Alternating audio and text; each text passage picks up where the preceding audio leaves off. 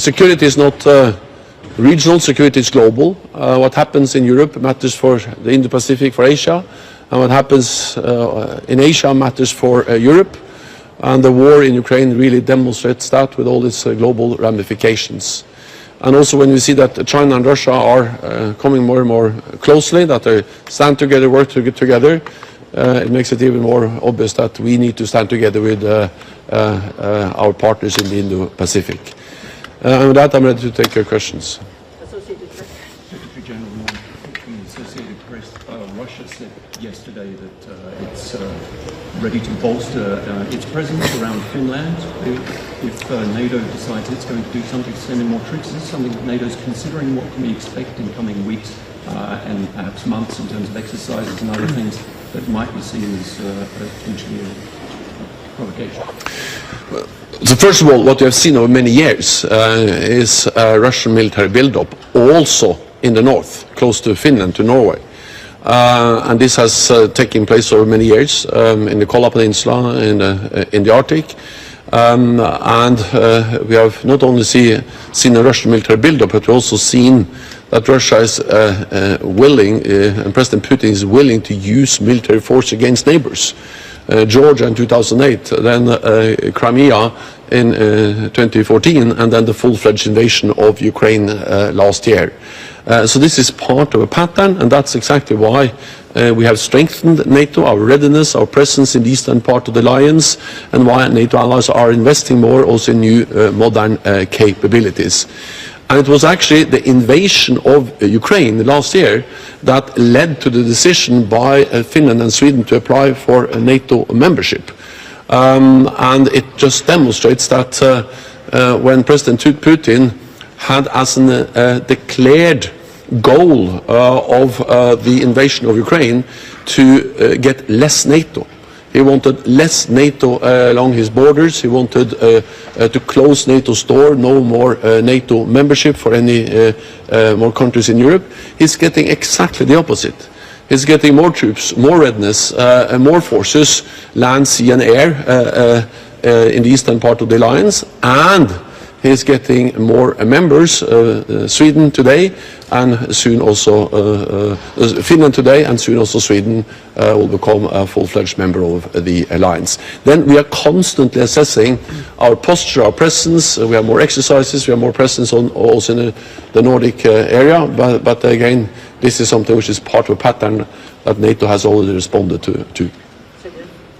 Mr. Stoltenberg, what does this mean personally to you? Is this sort of an emotional highlight for your term? And secondly, can you really celebrate when Sweden is not ready to join yet? So I'm glad and I'm proud to be the Secretary General that can welcome Finland as a full-fledged member of the alliance. This is important for NATO, it's important for Finland, it's important not least for the Nordic region and the Baltic region. You can just look at the map and understand how important Finland is for the security in the Nordic and the Baltic region. And then also, of course, Finland brings high-end capabilities, substantial forces, and also the advanced defense industry into the alliance. But personally, I'm also glad because I'm from Norway. I've worked with Finland and Finnish politicians and leaders for many, many years. And of course, not so many years ago, we thought it was unthinkable that Finland would become a member. Now they are a full-fledged member of our alliance. And that is truly historic and something that demonstrates that Finland is a sovereign, independent country. They make their own decisions, and NATO is an alliance of democracies with an open door to democratic sovereign nations as Finland. Will the security guarantees of NATO now apply 100% to Finland, and what will the difference between Finland and Sweden be in this regard? Well, what happens today is that Finland becomes a full-fledged member of the alliance, and that means, of course, that they will now participate fully as a member in all NATO meetings, activities, military structures, command structure, and all parts of NATO civilian and military structures. But of course, most importantly, is that by becoming a member, Finland will get an ironclad security guarantee. Article 5, our collective defense clause, one for all for one, will now, from today, apply for Finland. Then, of course, this is something that builds on what has happened over the last year. Because when NATO allies, when the heads of state and government at the summit in Madrid in June last year decided to invite Finland and Sweden, then both Finland and Sweden came in a much stronger and much better position towards NATO than before. So also Sweden, which is not yet a full-fledged member, is in a very closer and much better position. As an invitee, they participate in NATO meetings. They are integrating into NATO structures.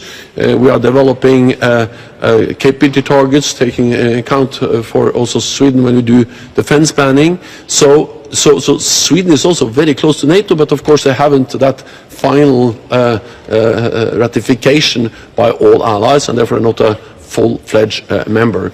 Let me also add on Sweden, and you actually also had a question about Sweden, is that, of course, it is a great day to have Finland as a member, but we will ensure that also Sweden will become a full member. And we have to remember that all allies agreed to invite them, and all allies have signed the accession protocol. What remains when it comes to Sweden is the ratification in two parliaments. I'm confident that will happen. I met with President Erdogan some weeks ago. I also spoke with him on the phone recently, and we agreed, of course, first of all, to ensure that Finland becomes a full member, that the accession process is now finalized for Finland. But we also agreed to restart the process, the meetings of the permanent mechanism, the meetings of Finland, Sweden, and Turkey, to ensure also that we can make progress on the ratification of Sweden. So Sweden is in a much better place now than before they applied, and we will continue to work hard to ensure that we can finalize the ratification process also for Sweden. The question to follow up on the question before. In most of the countries on the eastern flank, there are also troops from other countries. Will there be troops from other countries also in Finland? And the second question, how can NATO be more safe by having a much longer border with Russia? It is Finnish decision whether they would like to have any.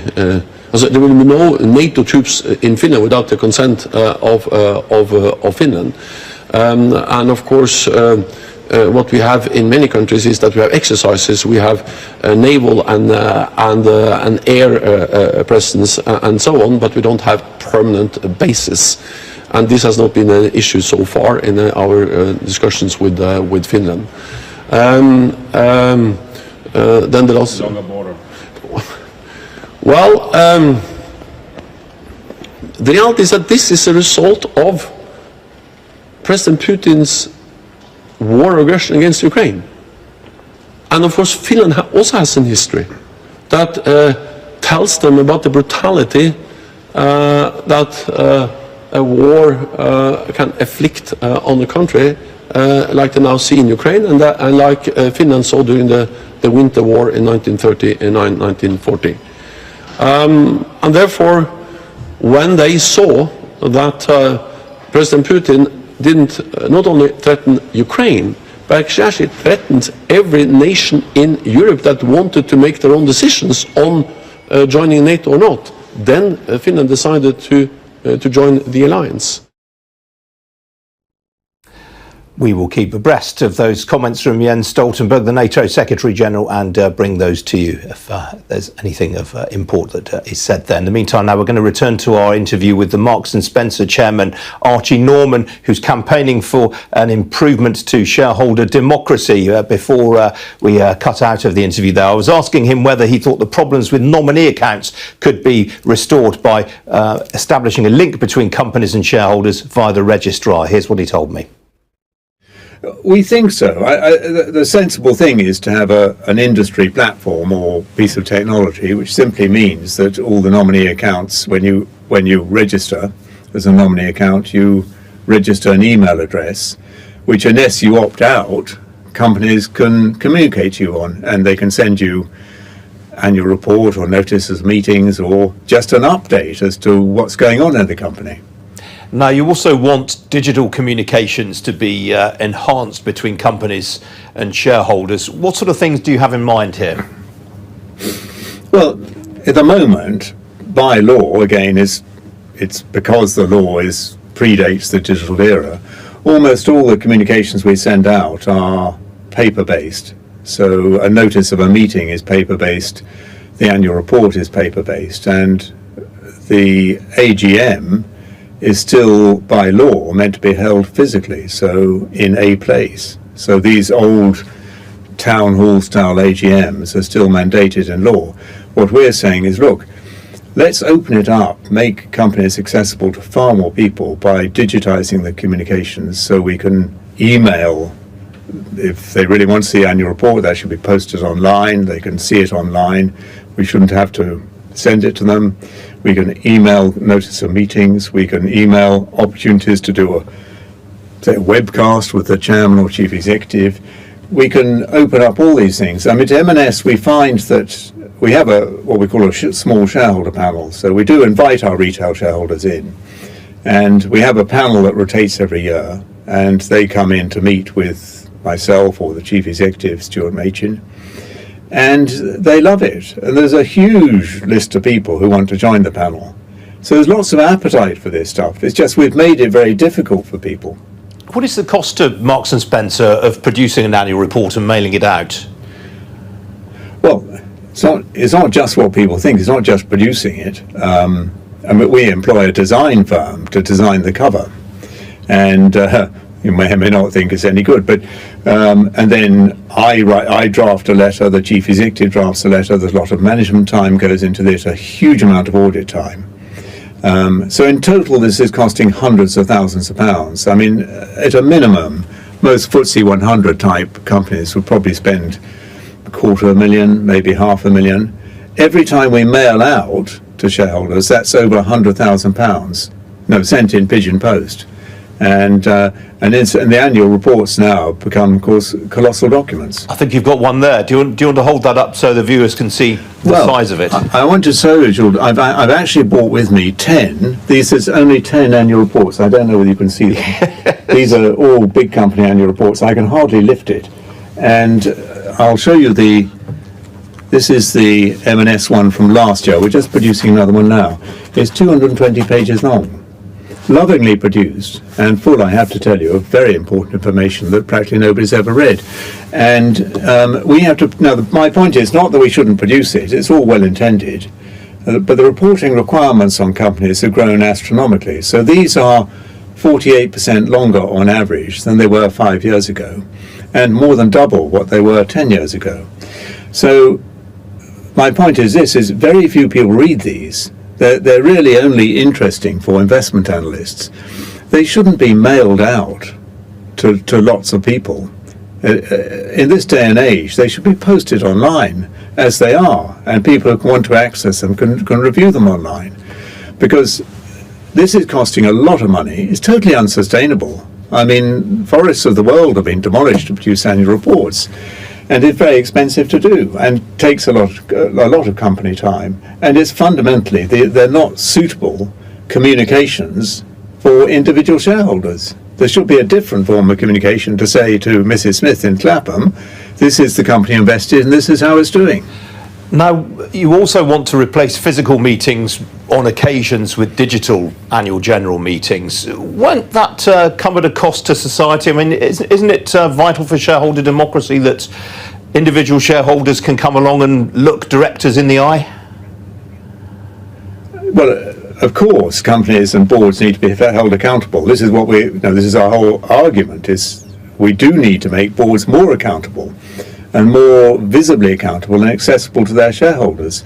But this idea that an old-fashioned town hall meeting where people turn up, take the day off, trek down to London and turn up to a sort of stadium and interrogate the board is just ridiculous. I mean, 30, 40 years ago, yes. I mean, I remember going to the ASDA AGM in Pudsey Civic Hall in Leeds, and there were 800 angry shareholders. The share price when I arrived had declined a long way, and that was a testy, feisty meeting and served a purpose. But that doesn't happen anymore.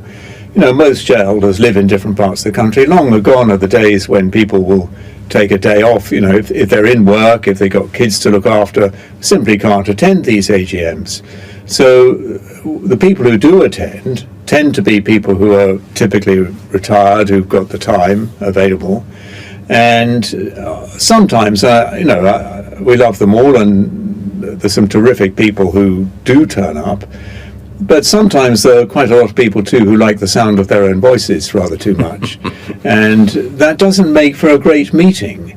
Remember that in a town hall AGM, typically you get through 8 to 10 questions. It's not really a test of the board. So what we're saying is, look, at the moment by law you have to have a physical meeting.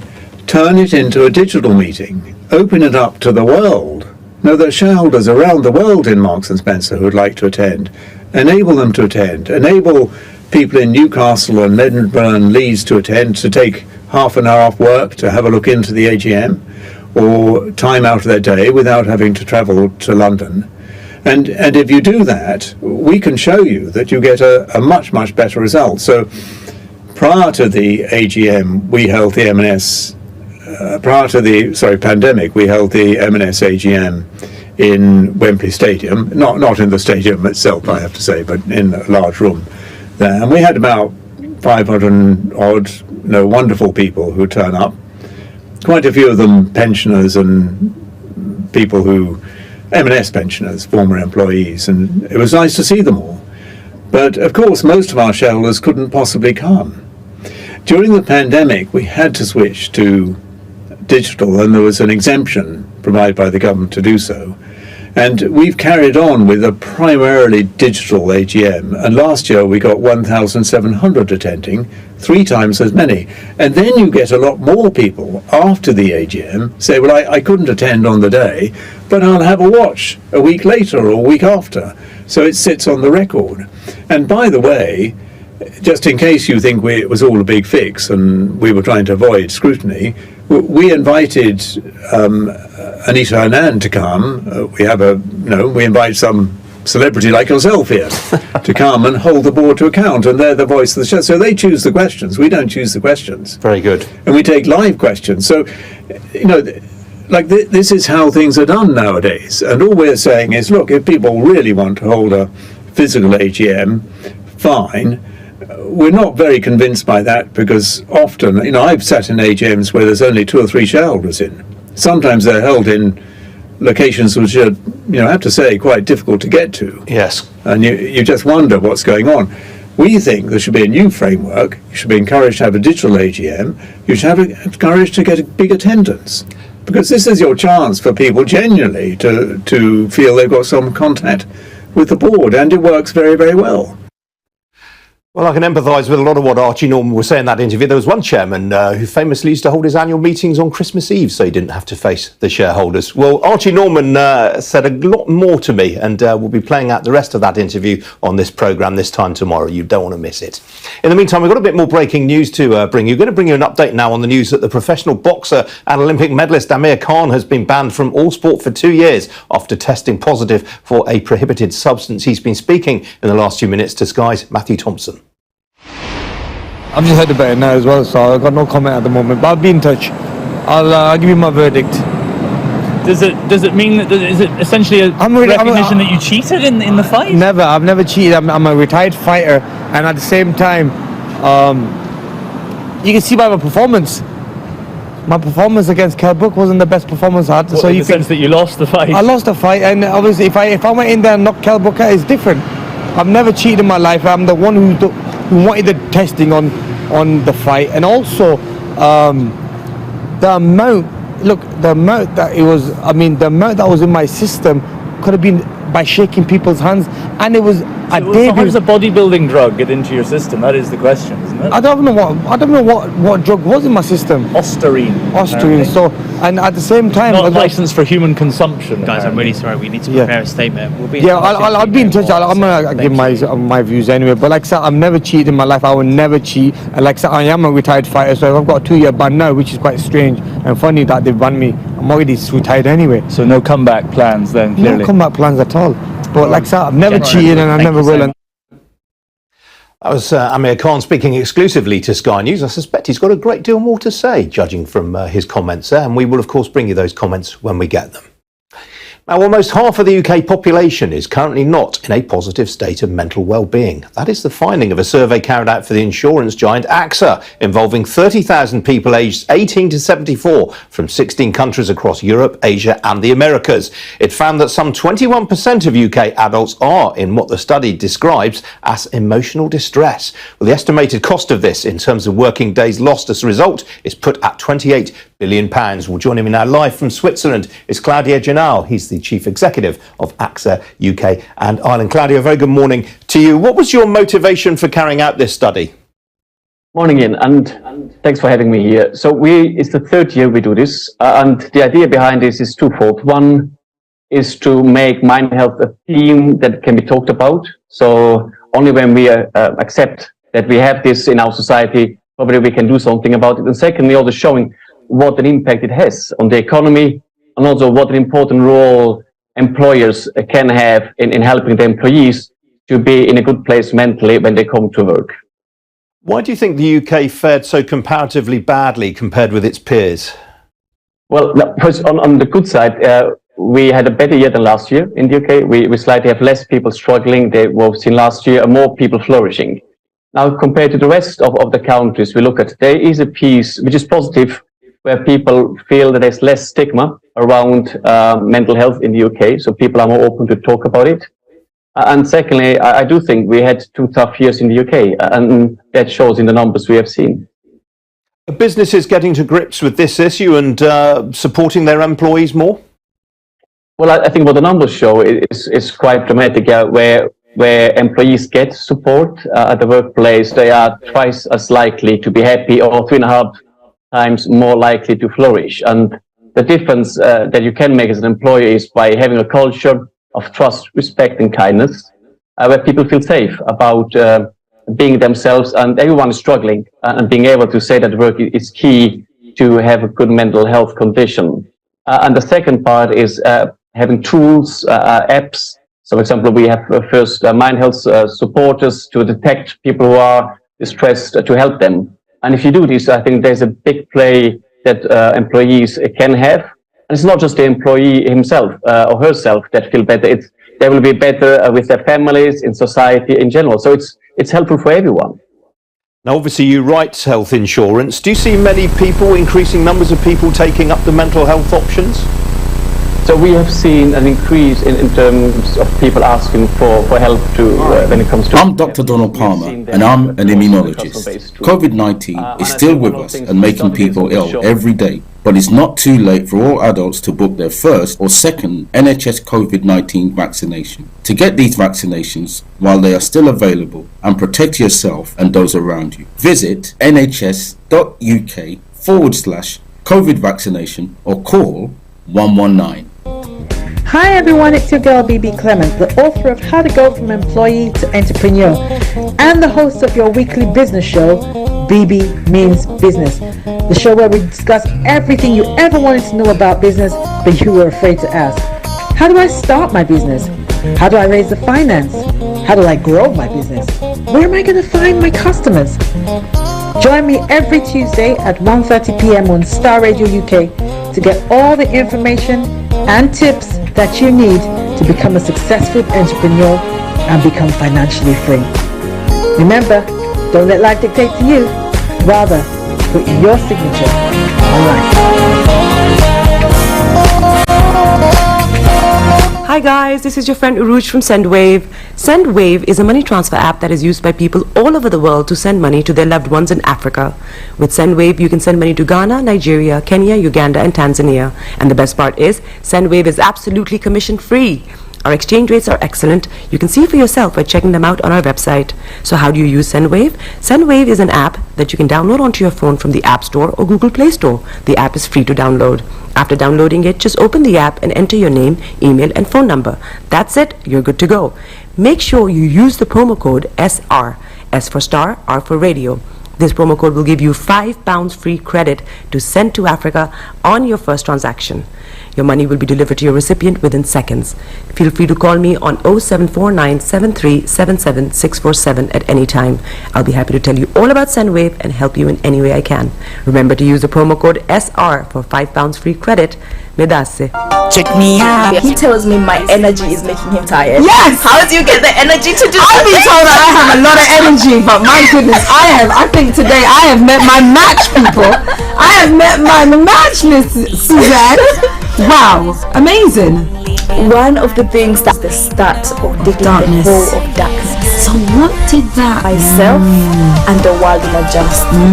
And 2019. Forget the proverbial boardroom. Join me, Simone Frazier, on The CEO, the program that gives you the driving seat over your life. Every Tuesday, 8 p.m. only on Starr Radio.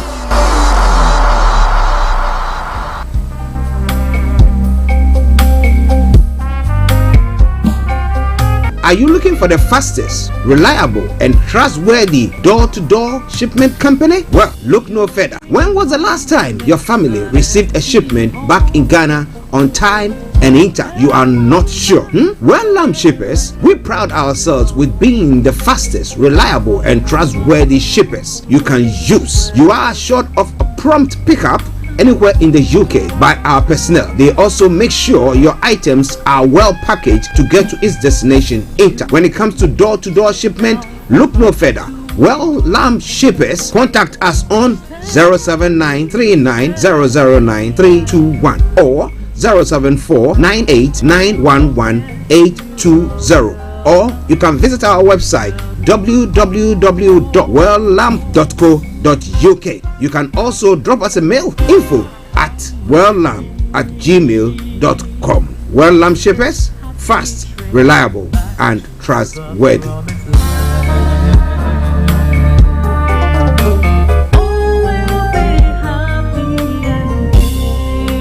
Hi there. Are you dreaming of owning your own house in Ghana? Then you will need a well-documented piece of land that is free from troubles. I highly recommend My Africa Property for any size of land that you will need. With My Africa Property, lands are available in Pram, Sopoli, Tohenia, Ogome, Dodova, Winneba, and many other locations at affordable prices. These locations are about an hour away from the airport, only 35 minutes from the motorway, 10 minutes drive from Central University College, 10 minutes drive to the beach, and close to Pram Senior High School and Ghana Men's Soccer Center of Excellence. For more details, visit our website www.myafricaproperty.com or call our UK office on 0208 123 2523. For our US and Canada offices, call us on +1 585 184 994145. You can also email us at ghana@myafricaproperty.com. Tune in to On Point here on Starr Radio UK with Empress Regina every Monday at 5 p.m. GMT. Looking forward to your company. Getting onto the property ladder has never been easy until now. Join us this and every Thursday from 7 p.m. to 8:30 p.m. live on the Property Hour show on Starr Radio UK, where we talk to mortgage brokers, property developers, estate agents, landlord, tenant, property consultants on how to invest or get into the property business and make money. You can't afford to miss this. The Property Hour show is your best source into the property industry. Hi, I'm Dr. Donald Palmer and I'm an immunologist. COVID-19 is still with us and making people ill every day, but it's not too late for all adults to book their first or second NHS COVID-19 vaccination. To get these vaccinations while they are still available and protect yourself and those around you, visit nhs.uk/COVID vaccination or call 119. Hi everyone, it's your girl BB Clement, the author of How to Go From Employee to Entrepreneur and the host of your weekly business show, BB Means Business, the show where we discuss everything you ever wanted to know about business but you were afraid to ask. How do I start my business? How do I raise the finance? How do I grow my business? Where am I going to find my customers? Join me every Tuesday at 1:30 p.m. on Starr Radio UK to get all the information and tips that you need to become a successful entrepreneur and become financially free. Remember, don't let life dictate to you. Rather, put your signature on life. Hi guys, this is your friend Uruj from SendWave. SendWave is a money transfer app that is used by people all over the world to send money to their loved ones in Africa. With SendWave, you can send money to Ghana, Nigeria, Kenya, Uganda, and Tanzania. And the best part is, SendWave is absolutely commission free. Our exchange rates are excellent. You can see for yourself by checking them out on our website. So how do you use SendWave? SendWave is an app that you can download onto your phone from the App Store or Google Play Store. The app is free to download. After downloading it, just open the app and enter your name, email, and phone number. That's it. You're good to go. Make sure you use the promo code SR. S for Star, R for Radio. This promo code will give you £5 free credit to send to Africa on your first transaction. Your money will be delivered to your recipient within seconds. Feel free to call me on 0749 7377 647 at any time. I'll be happy to tell you all about SendWave and help you in any way I can. Remember to use the promo code SR for £5 free credit. Medasse. Check me out. He tells me my energy is making him tired. Yes! How do you get the energy to do I've been told that I have a lot of energy, but my goodness, I think today I have met my match, people. I have met my match, Miss Suzanne.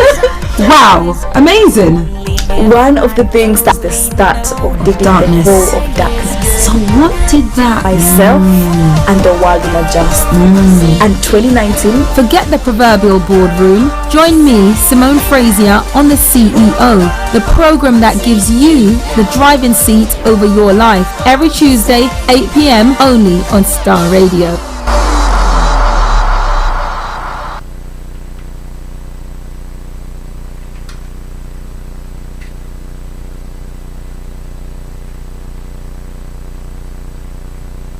This is Starr Radio UK.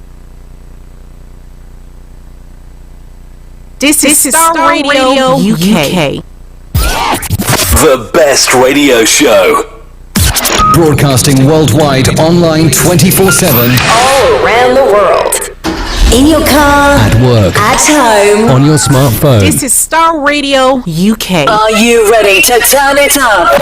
10, 9, 8, 7, 6, 5, 4, 3, 2, 1. Birds flying high, you know how I feel. Sun in the sky, you know how I feel. Breeze drifting on by, you know how I feel. It's a new dawn, it's a new day, it's a new life for me. And I'm feeling good. Hey there, this is Archie, and it's Starr Radio UK and the morning show.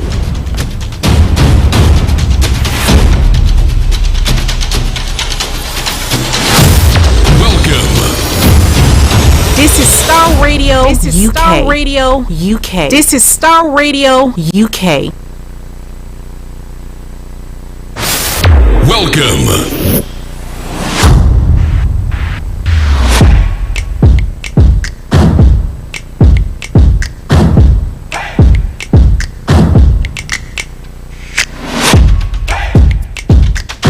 This is Starr Radio Worldwide, UK. online 24/7. Enlighten your day with Starr Radio.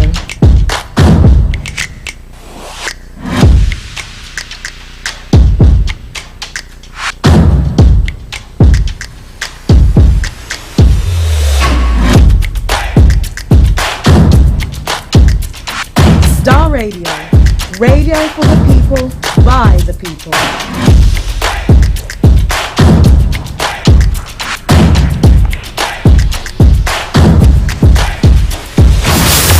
Welcome.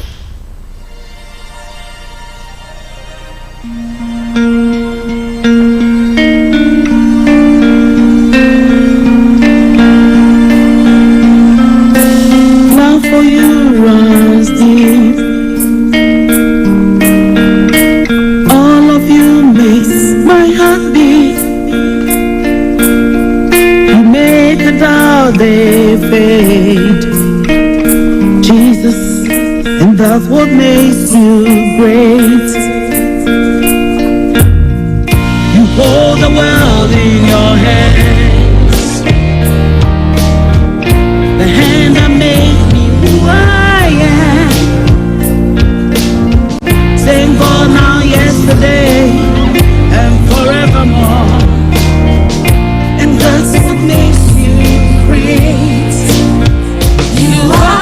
Okay, let me say massive good morning, good afternoon, good evening, good dawn to you wherever you might be on planet Earth, and welcome to the Tuesday edition of the morning show. Today is the 4th day of the 4th month, the year 2023. That's the 4th of April 2023. And welcome to the Starr Radio UK Tuesday edition of the morning show. As I did say earlier on, do me a massive favor, share the broadcast with your friends and loved ones and invite them to like our pages. From now till the end of the program, I'm going to be your captain seeing to everything. So buckle up. If you are standing, hold on to something. Sit very comfortably. And let's take this journey. Get yourself a hot or cold drink, whichever is appropriate, and let us make it. Great are you, Lord. Great are It is Starr Radio UK.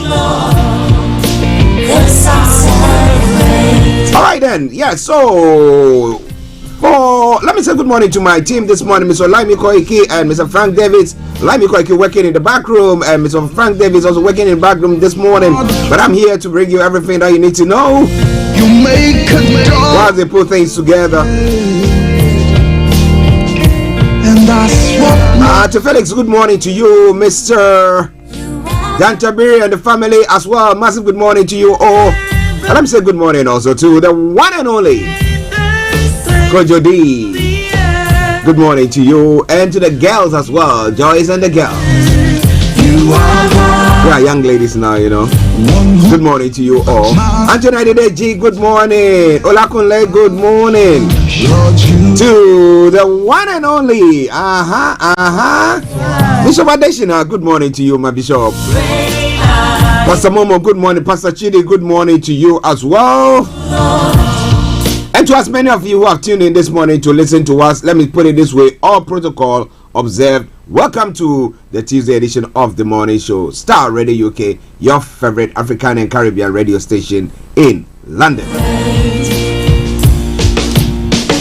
Okay, so this one's going to be, I'm going to bring the reports for the day, the weather forecast following suit, and the travel updates from this, and then we'll look at some of the stories making the rounds across the globe, known as global trotting. We'll continue from there and then look at hold the world in your hands. Details of what is happening in Nigeria with updates from Nigeria at 11 o'clock. We'll then continue from there, and exactly from there at 12 o'clock, the lines are open for you to add your voice to the discussion. We'll be looking at other stories from then. Continue from there. So the program is brought to a close. So wherever you are, once again, welcome to the program. Share the broadcast with your friends and loved ones and invite them to like our pages.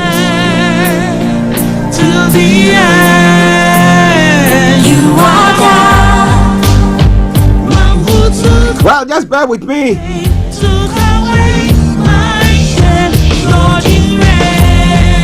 It seems that our camera seems to be playing up a bit, but the technical team are working on it.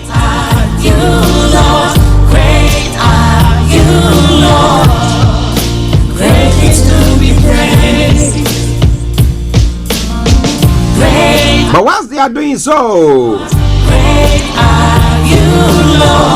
the quote for the day says, in whatever you do, build a strong core and establish principles against which it to measure yourself. All of you makes my heart beat. You make it. And then moving on straight from there as well. What has the weather got in stock for you? Well, I woke up this morning. It was I went out. I saw that there was frost on the vehicles, and I was like, okay. But it's not that we didn't know. We knew before we went to bed that that's what was going to happen. But what about you? How's your area this morning? It will be another fine afternoon with prolonged periods of sunshine throughout. A few patches of high cloud will drift in towards the evening. Light winds throughout the day. Now, clear skies this evening, and for the first part of the night, there will be increasingly cloudy conditions through the early hours. But some clearer breaks will emerge in places towards dawn. And again, top temperature is going to be 14 degrees, the lowest is going to be 2 degrees. UV level is going to be moderate or medium. Pollen level is going to be high. Pollution is going to be low. Sunset 19:38 and sunrise for tomorrow morning 06:30 hours. It is Starr Radio UK. It is your favorite African and Caribbean radio station in London. I worship you. Take a quick break and I'll bring you the travel update. So wherever you are, don't you go away. Starr, your favorite African and Caribbean radio station in London. Hi, I'm Dr. Donald Palmer and I'm an immunologist. COVID-19 is still with us and making people ill every day, but it's not too late for all adults to book their first or second NHS COVID-19 vaccination. To get these vaccinations while they are still available and protect yourself and those around you, visit nhs.uk/COVID vaccination or call 119. Okay, let's go to the travels. Just bear with the images at the moment. The technical team are working on it.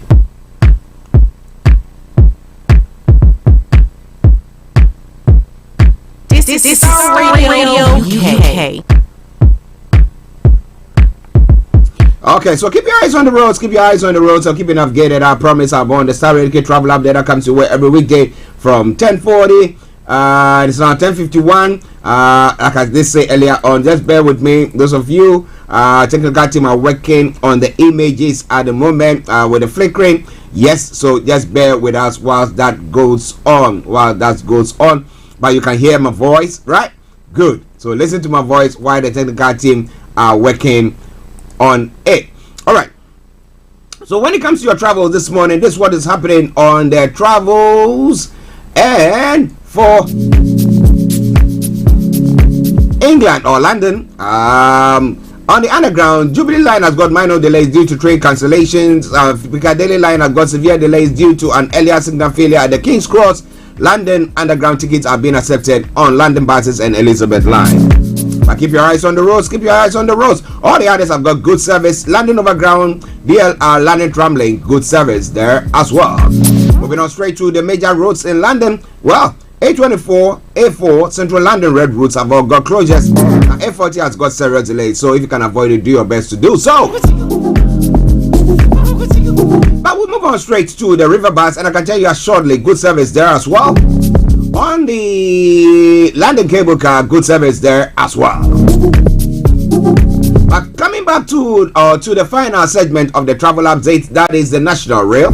On the National Rail this morning, cross country has got minor delays. Great Western Railway, minor delays. Southeastern, minor delays. Transport for Wales has got special service. And that is where I will say it once again. Say it loud. Good morning, good afternoon, good evening, good dawn to you, wherever you might be on planet Earth. Enjoy your commute for today. But you know what? Continue to keep those eyes on the roads.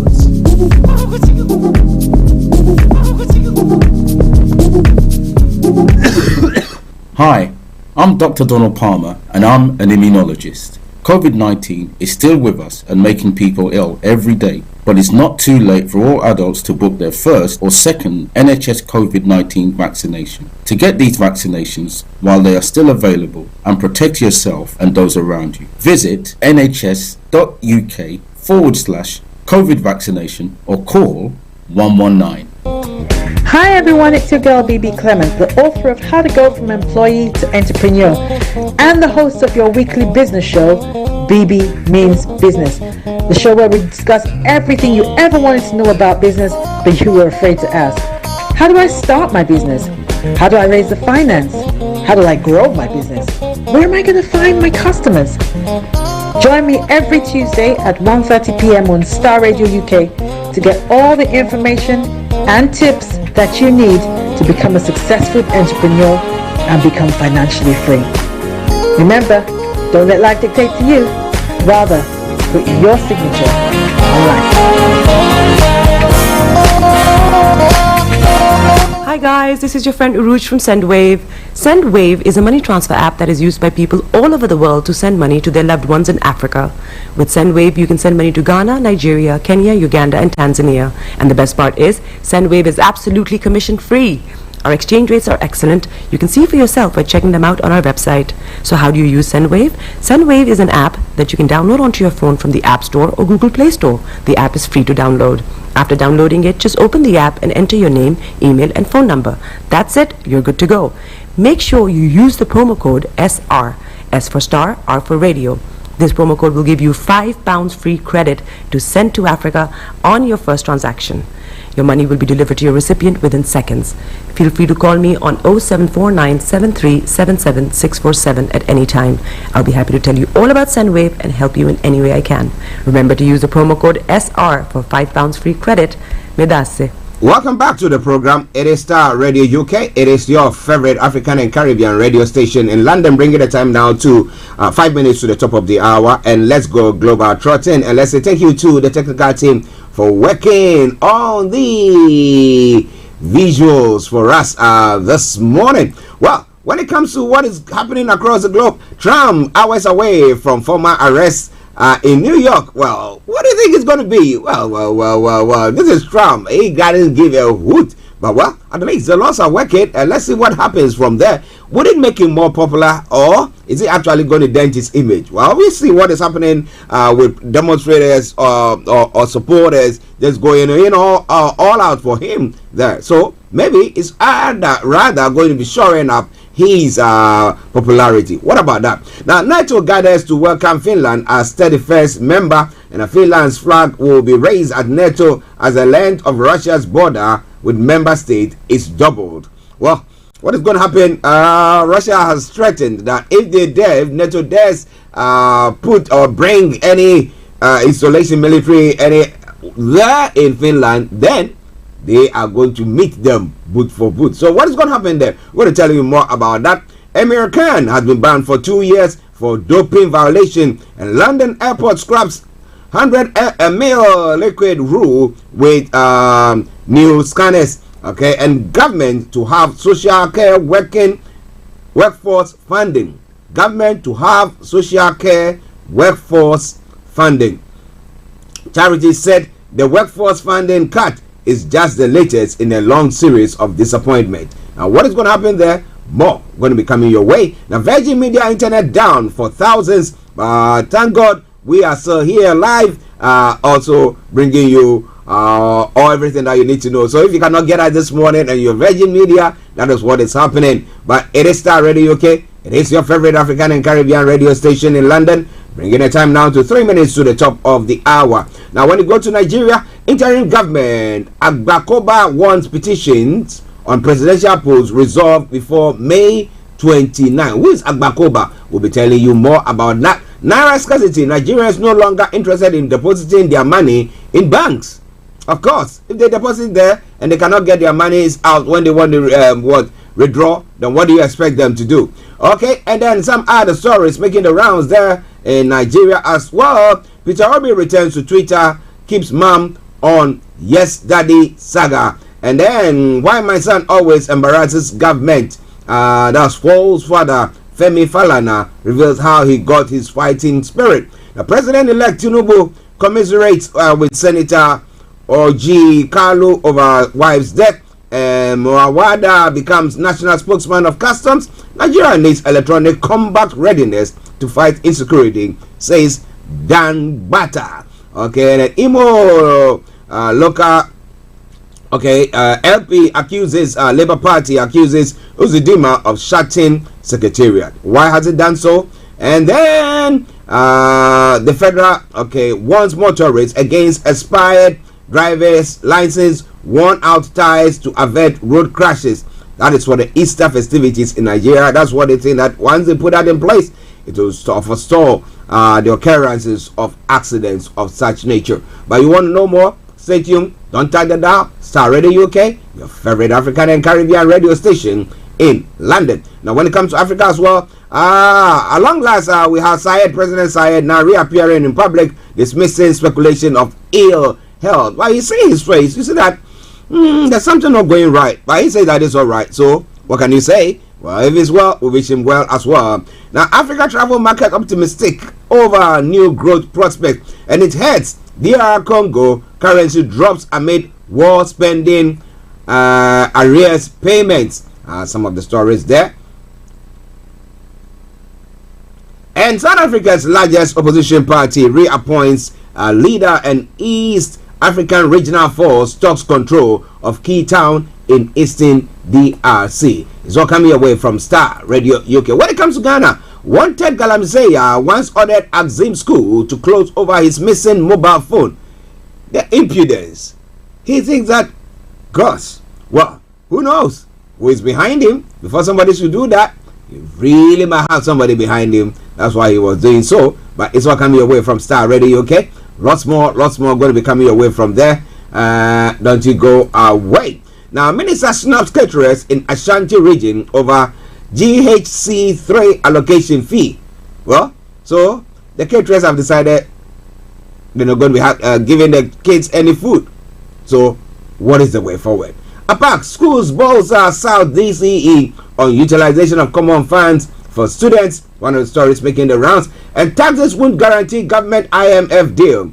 Deloitte Ghana is saying. More going to be coming your way from there as well. It's all coming away from Starr Radio UK. It's 11 o'clock now. We'll take a musical break, and once we come back, we'll be looking at the details of what is happening in Nigeria and other parts of the world. So stay tuned. Don't touch the dial. Starr, your favorite African and Caribbean radio station in London. Let's enjoy this song from The Joyful Way. And it says, Wahindi, may your kingdom come.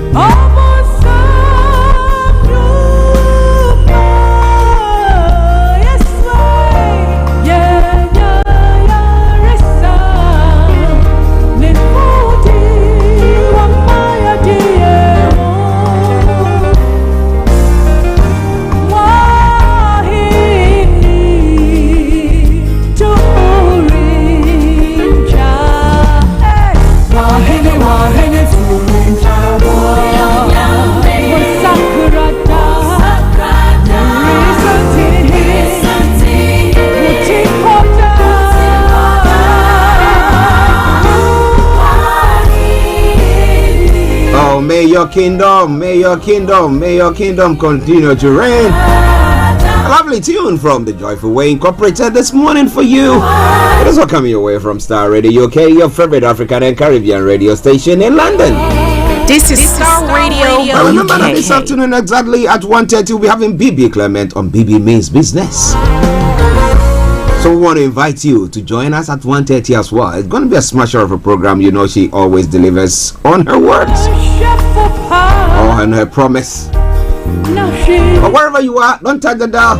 Enjoy the rest of the music. I'm going to be bringing you updates from Nigeria.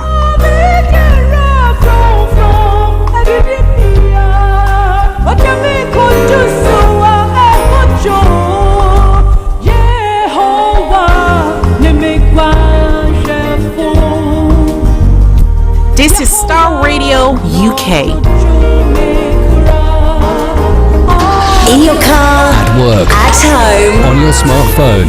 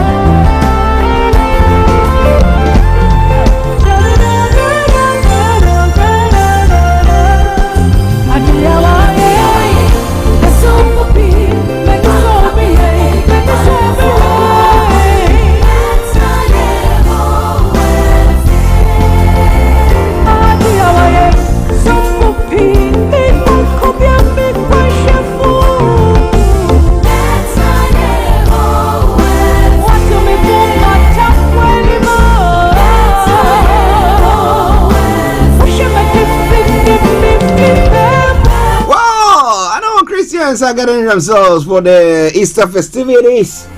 So are you going to be going to church? Are you doing what? And we know our Muslim brothers and sisters also are also having their fasting time. But it's a time to seek God. What do you think? With all the occurrences across the globe, and you know, at times you wake up, you ask yourself, you wake up in the morning, you say, I'm alive. It's the grace of God. Alright, now 7 minutes past the top of the hour at the time. Let's move on straight to what is happening in Nigeria, and we will bring you lots of music during the course of the program as well. So you know that we make sure that we deliver on all our promises. Shamsuddin Oladipupo, good morning to you. I hope you are doing very, very well. Sir Maxwell, and where you are, I hope you guys are all doing very, very well. Thank you very much for your support across the globe. We are broadcasting live on all our social media platforms and on our apps as well. So wherever you are, don't miss out on it. Starr Radio UK, your favorite African and Caribbean radio station in London. So what's happening in Nigeria? Let's go there. Let me tell you more about it. Now, interim government Agbakoba wants petition on presidential poll resolved before May 29. Now, the former president of the Nigerian Bar Association, Oliza Agbakoba, has called for the conclusion of all presidential election petition tribunal before inauguration of a new president on May 29 as a panacea to end calls for an interim government. The constitutional lawyer in a statement on Monday said the tribunal should adopt strategies and procedures for a speedy conclusion of arbitration matters in its approach to the case. He also listed 3 issues on the presidential election petition he believes can be employed to resolve the petition expressly. Now, in a quote, he said, I set out 3 issues in the presidential elections petition that are resolvable by application of procedural orders or directions which may peremptorily, some what legal terms there, decide some of the jurisdictional and procedural issues stated in the petition as follows.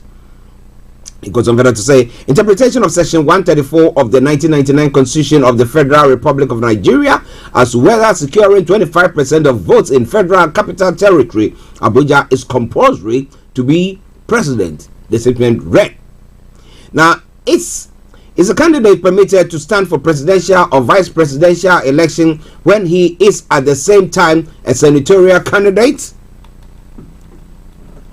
Then it goes on, issues relating to qualification of candidates are to stand for presidential elections.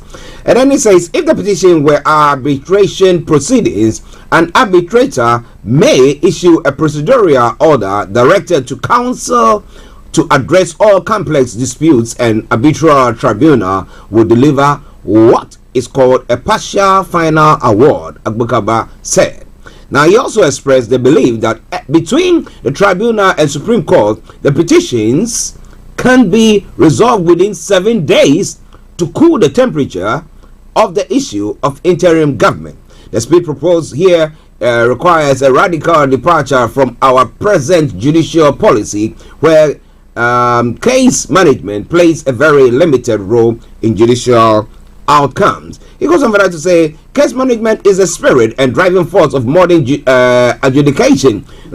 Speed of justice is the mantra that our judiciary must proclaim very loudly. This is needed in the presidential petition proceedings urgently, he added. But the question is, do you think that will resolve everything that is going on? With that short time, would they be able to put everything together? That is what we're going to be. We're going to be looking at that in a moment once Mr. Frank Davis is already seated, because it's not something that is only peculiar to Nigeria. It's peculiar in Ghana. We go for elections and we go to the courts to seek redress and everything that is going on, and then we just continue go on swearing people in and stuff like that. But he is thinking that, look, everything has to be dealt with, finalized before that takes place. But let me say good morning to you, Frank. Archie, good morning, and good morning to our listeners wherever they are. We say good morning and we welcome them. Olayomi, wherever you are, we say good morning to you. Yes. How are you doing, sir? Archie, I'm doing very, very well. Great. Doing very well. Great. Now, interesting with what this lawyer, a sound lawyer in Nigeria, is saying this morning pertaining to the Nigerian election that has taken place. Now, I don't know what it's in Kenya that the recent elections, I mean, when they went for election, they said no, they have to go to the court. They gave the courts speculated time, saying that, well, I think a month or something to deal with the case. And once that is done, boom, before the inauguration takes place. But we see in Ghana, whilst people are challenging whatever is going on, we decide to just get out and then just swear people in. Do you think which is the right way? Which is the right way in your opinion? Actually, I think we tackled this issue last week, and for me, it's a bit of a problem. I've always said the Kenya court approach was the best. We know we've had 2 cases in court. Last year we had one which was dismissed, but a few years ago, I think that was 2000 or so, we had one that was upheld, and they had to go back for another election. You see, that was, I think, 2017. That was about 2017 election petition, one of those.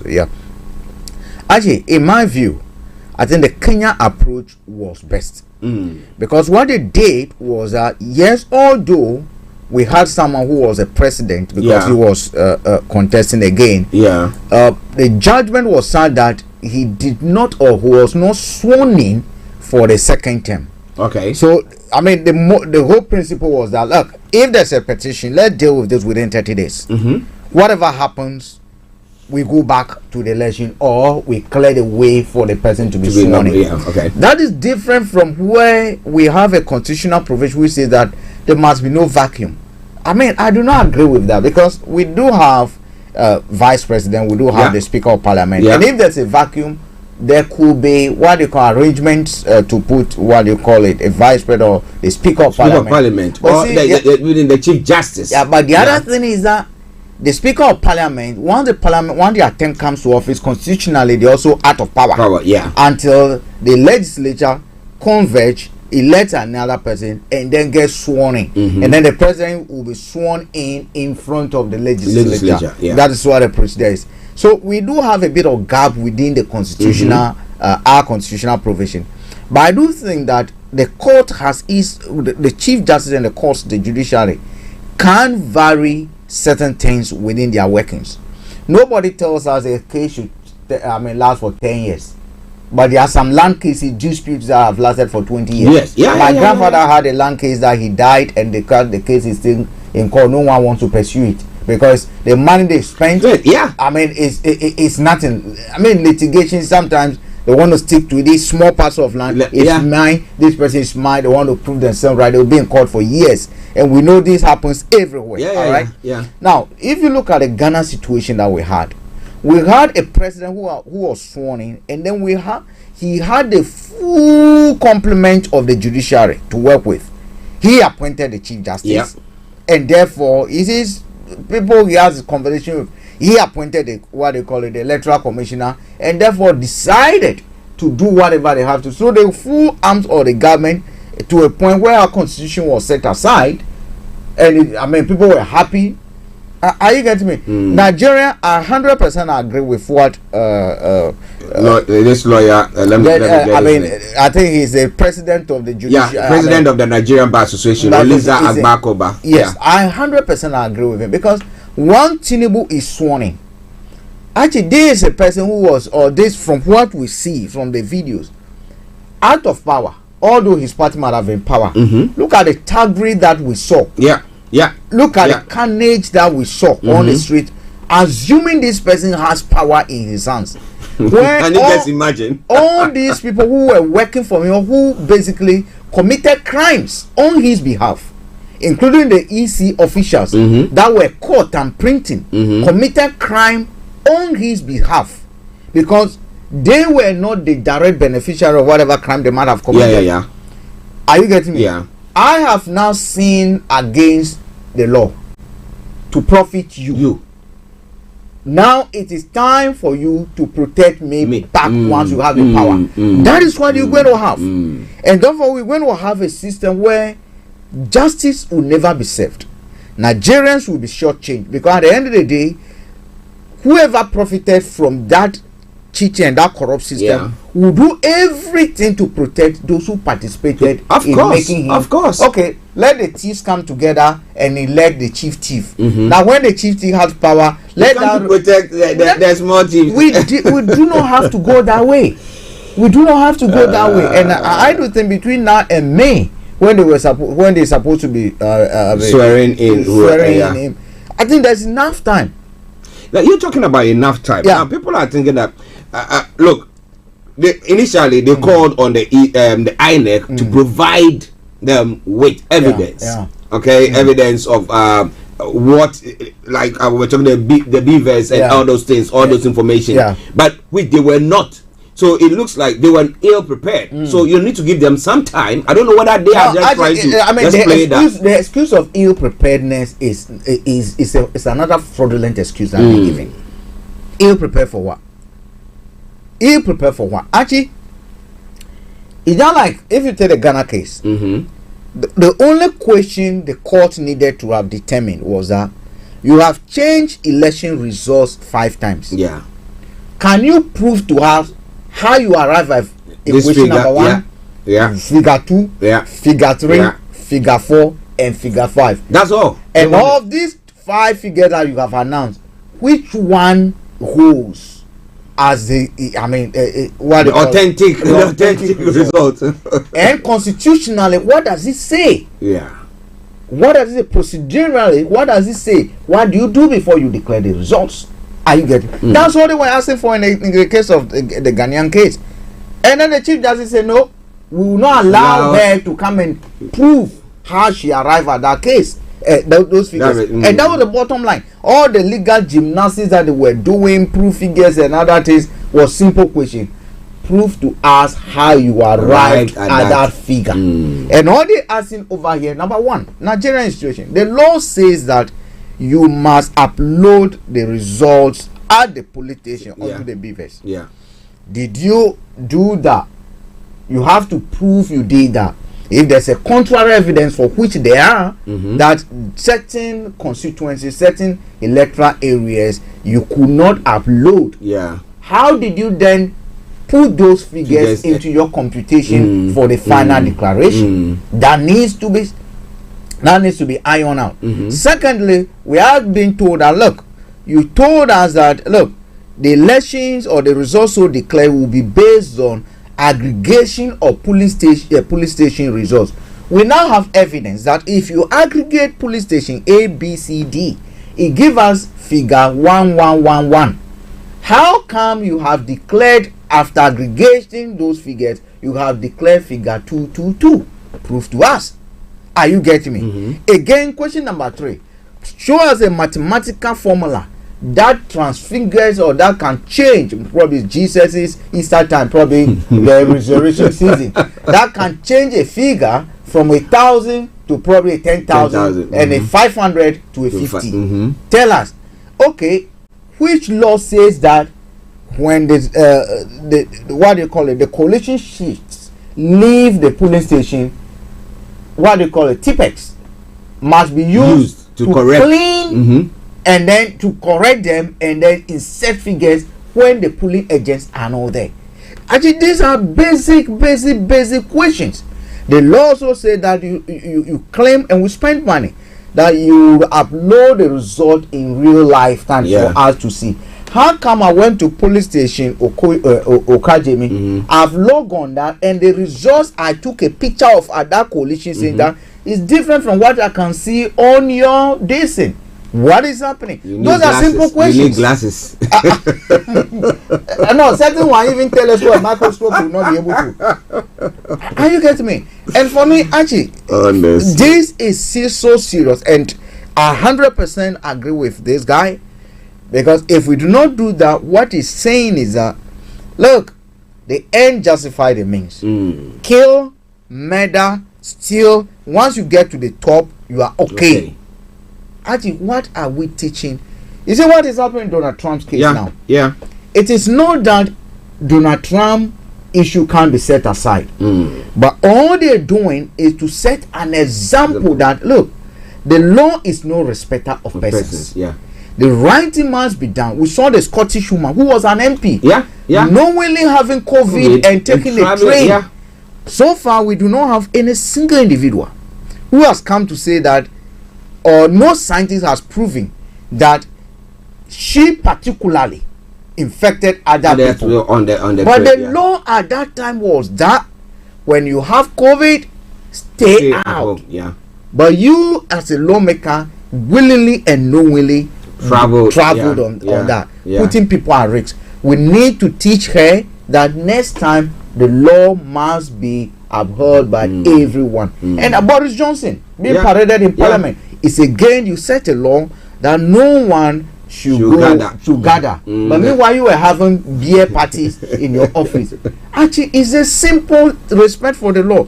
And if this is allowed to stand, for me, to a point where people will look on camera and say, today I thought I was a Nigerian, I ceased to be a Nigerian. That is the lowest. I mean, someone who is a Nigerian saying today I'm tearing and never want to be known as a Nigerian again. Actually, that is so serious. The question is, all the youth who still has those energy, who are now seeing this, those who are studying law, the new ones that have been inducted into what they call it, the legal the bar or the legal fraternity. What are they going to say when the history of Nigeria or jurisprudence is written? What are we going to be told? Because adjudication of delivery of justice, adjudication of cases cannot look. Justice delayed is justice denied. Yeah. You cannot tell us that you're going to drag this case for the next 2 years, 1 year, like Ghana case, and I dare say Ghana case will not happen again like that. It's not going to happen again. There must be a change, because you do not allow someone who has profited from the rigging to supervise. It doesn't work. It doesn't work. I support Arsenal.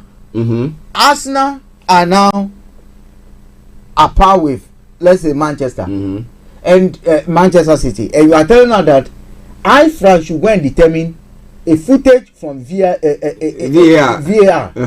and a goal that was scored probably a year ago or probably 3 months ago could have determined whether Arsenal won or not won. That Saka was marginally offside. And I'm sitting at that VAR, and I know that if I decide to doubt these 3 points, Arsenal will lose. Actually, I'm a human being. You look at it and say, no, I can see that it was right in the right place. It was the right place.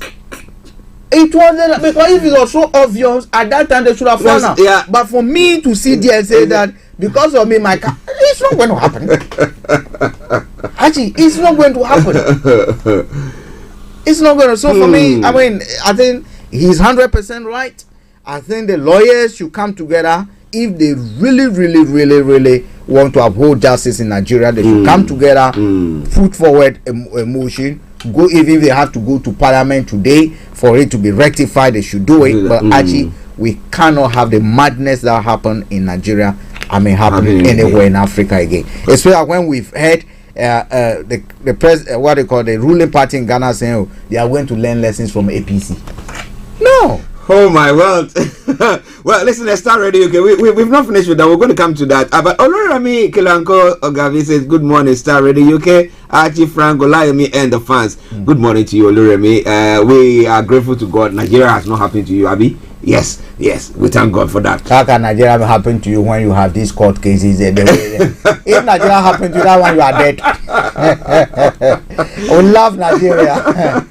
Now let's come to I mean the constitution and the fact that we want some changes in the constitution, but our constitution is such that again it's difficult for you knowing that because we are looking at this in Ghana. I don't think it's in the constitution that maybe they mandate and put it this in there that when we go for election, petitions should be heard before inauguration takes place or swearing in takes place. Somebody will say it's not captured in the constitution that way, so it's up to the people to decide, look, let's extend it, or as in the case of Nigeria. But if somebody is calling for the constitution to be amended or a debate to take place, then they are going to tell you that if you can, or if you really want that to be done, go to the House of Representatives. Meanwhile, you know that the ruling party has got more people in that particular place, and therefore whatever you are thinking or you want done would definitely not be done.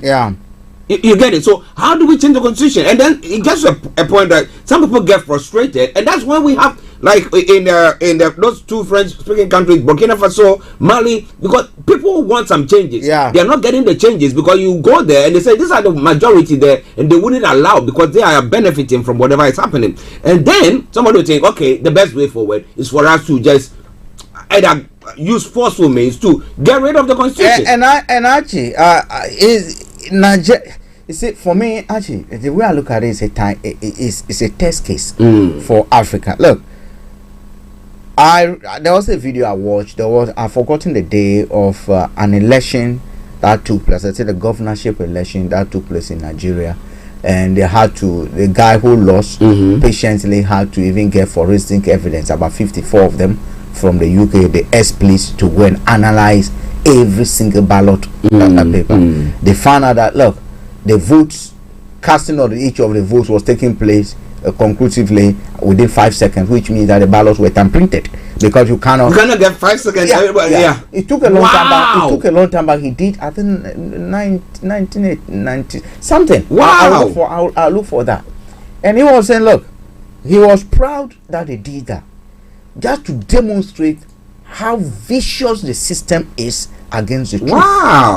Actually, for me, with what is happening in Nigeria, constitutionally, it gives us hope that look, these are the pitfalls within our constitution.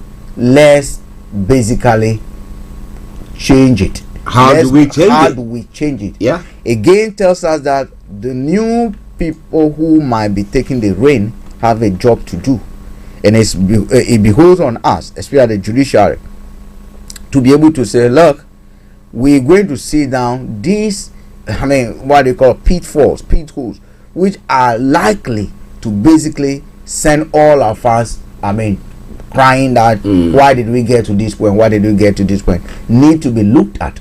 The Senate must sit up. The House of Representatives must sit up. You see, but actually, if you were Tinubu, will you be interested in correcting the system? You correct it, it will take me out. So it will not. And there are thousands of Tinubus within around. He is not the only person because the system has been designed. Tinubu alone couldn't have rigged an election. No. He has to get all the other listen to be in it. Yeah. Look, recently we saw in Ghana when the national awards were being given, the highest award was bestowed on the health minister. The one who went to buy COVID vaccine. Because he was the minister who was in charge during COVID time. Okay, now let's look at the health sector. Let's digress a bit to Ghana. Okay. Let me just look at how people profit from the system. Yeah. Don't forget those awards were awarded by the president. The people of Ghana complained about how the money that the World Bank and others gave, the COVID funds, leaving the what they call the one that individuals donated, how that money was used to date. We do not have conclusive answers from the government. That's number one. The health minister is in charge. Now, Ghanaians question the contract between what they call it, the airport, the company that was actually doing the test at the airport, charging $150 each, frontline services. To date, we still don't know the owners of that company. The health minister, when he was quizzed in parliament, he said he doesn't know. Really? Right. The same health minister went and bought vaccines. Vaccines that were less than $10. He was paying $23 for them. Yeah. Up to date, we do not know how that concluded. He said he signed an agreement with an Arab sheikh and whatever. Archie, Ghana cannot do direct this with Russia at the time. Are you getting me? Again, the same health minister. We saw how people complain about Veronica bucket. The Veronica buckets were being sold. I think the cost was 2,000 something, according to their records that they gave us, and people are questioning it. Actually, in all this, the president says that, you know what, Ghanaians still have problems about what you did. We still not got you accountability when it comes. You basically are the last. You've not accounted for whatever money we've given you. But we are going to give you award. And you know why they're giving him award? Because he himself was not in charge. He himself was not in charge. He is being given award for standing fast, standing firm, and defending those behind him who were cooking the deals. Why did Ajaku resign? So, do you think Tinubu is going to agree for any proof? No. And the people who are actually helping him are also learning. Yeah. All right. I don't see that Tinubu can technically design a fraudulent system. No, I don't see it. It is people around him. Who designed that? Yeah. And they know they stand to profit. Yeah. Are you getting me? So, for me, if we do not purge the system and we do not use some of these clear cases to basically, purge the system, some of these people. Yesterday something happened. I was called to look at some news item. It has to do with NDC. That's the party in Ghana again. Listeners, let me just use this as another example again. Now, apparently, Medina constituency, where my friend Sasu stands, there has been this guy called Prince Zakari, who has also filed to contest that election. Yesterday, he was disqualified. Now, the evidence suggests that, and again, evidence from Electoral Commission, I had a look at it yesterday. Letter from what they call it, his party, United Something Front Party. He was a general secretary of a party, a different party. He has not resigned from that party, but managed to get an NDC card to go and to file an motion. So when they brought me the I said, look, Prince is not the issue. Prince Zachary is not the issue.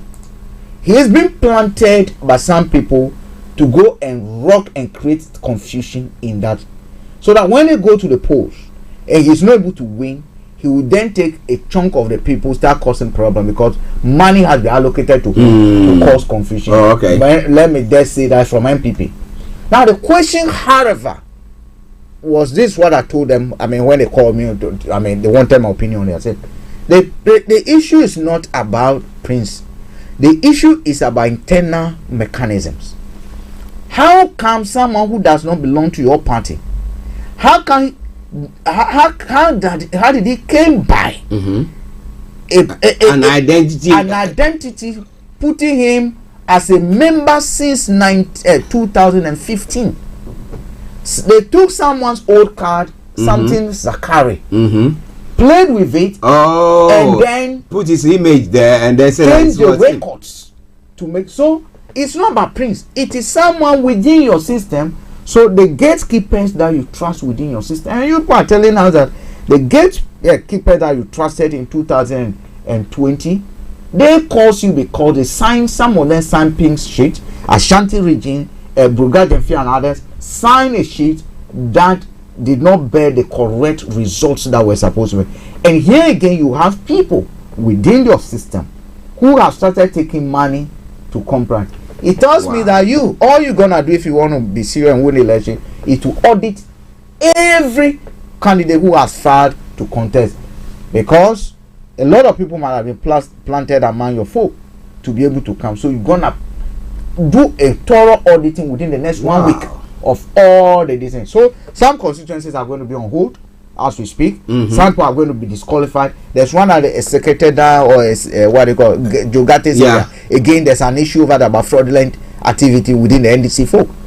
Are you getting me? So actually, it is a people, but we need to continuously work to identify this. And for me, the Nigerian case is a test case.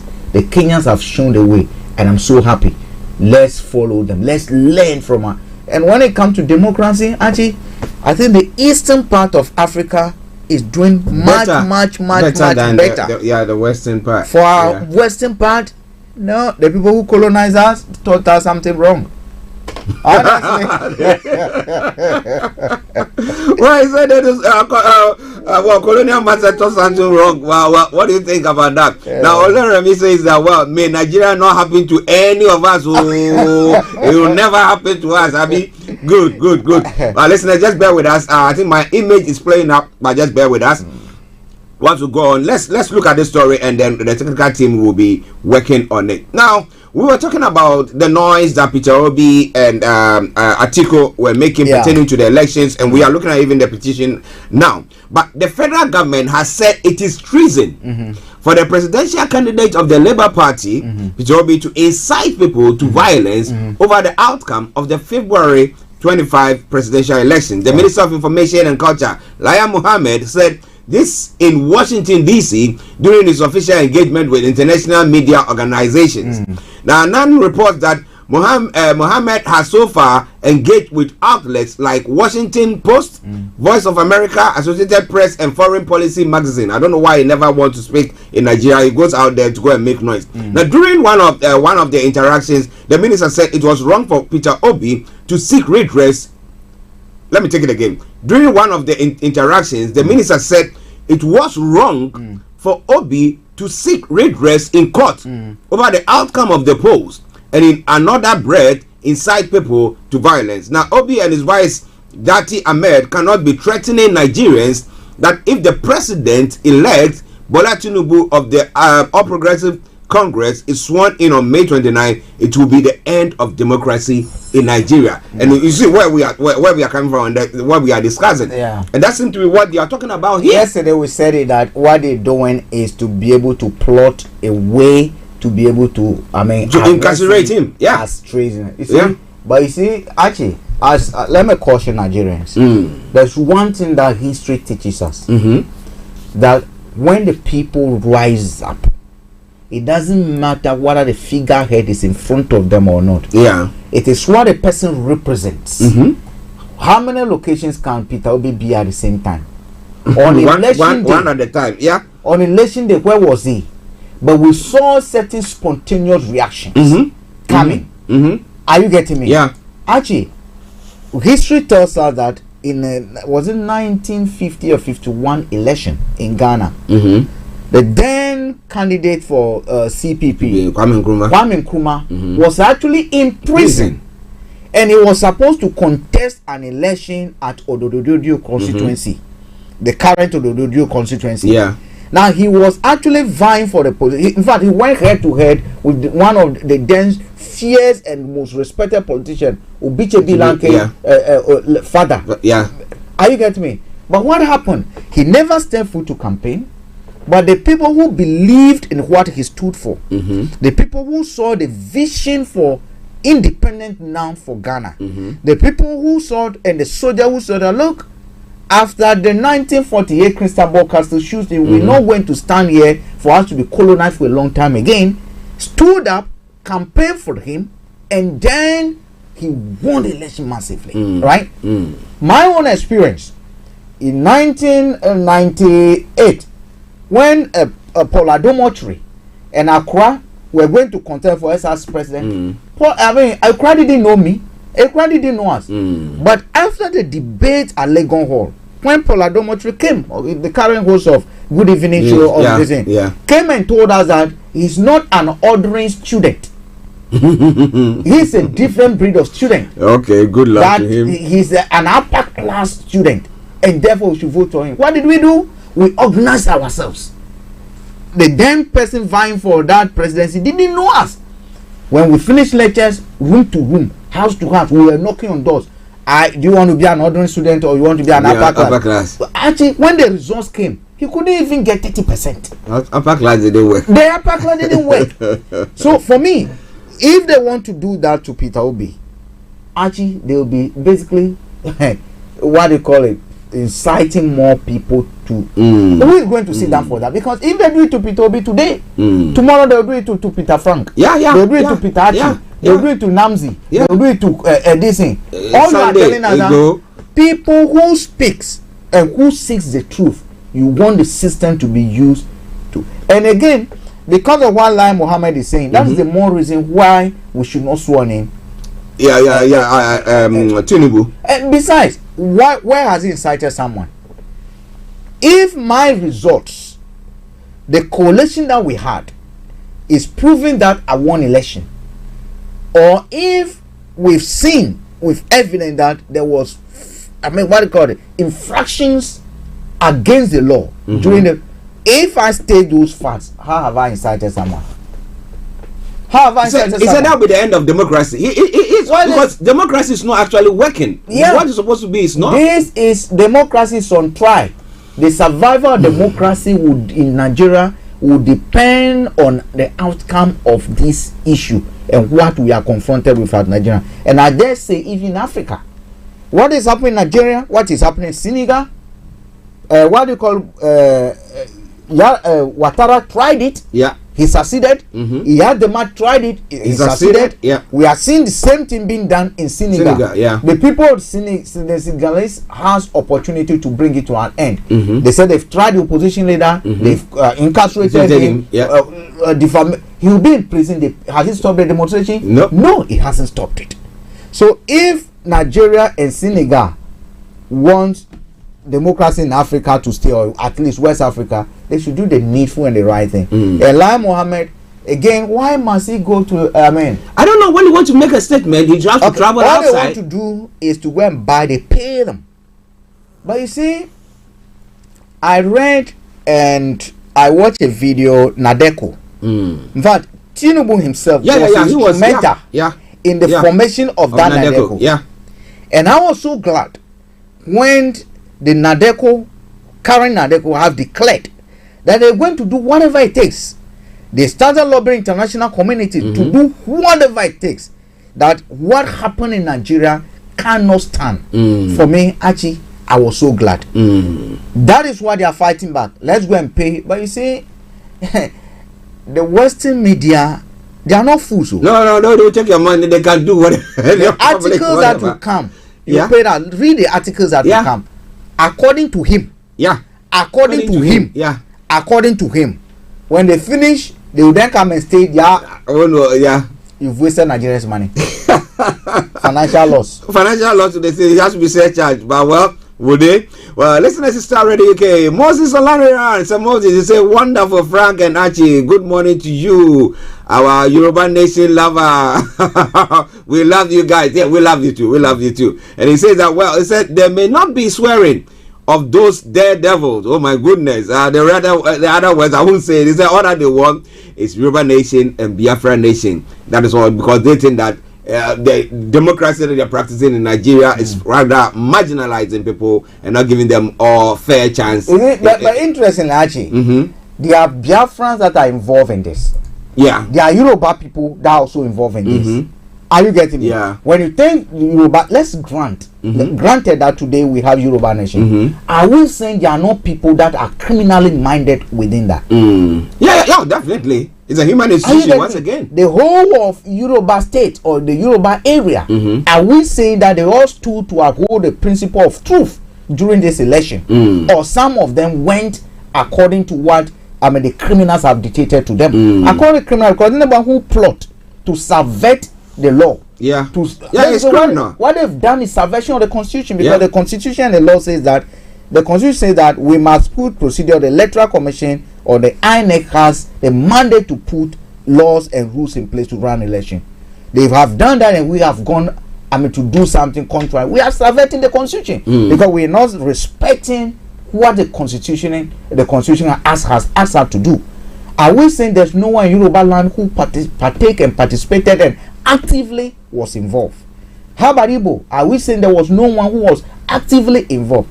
So I always say that I do not see the Yoruba Nation itself as a solution. The same way it is about the people. It's about the people. What are we going to do differently when we get Yoruba Nation? What are we going to do differently when we get to? Because we fought for independence. We say, look, when we have independence, we'll do things differently. The black man is capable of managing their own affairs. Are you getting me? All we succeeded, or we have succeeded in doing, and the monsters keep on growing and multiplying numbers, is to replace the white man who was even kind. Apart from whipping and taking our grandfather, we've replaced them with black masters who are more wicked than even the white man.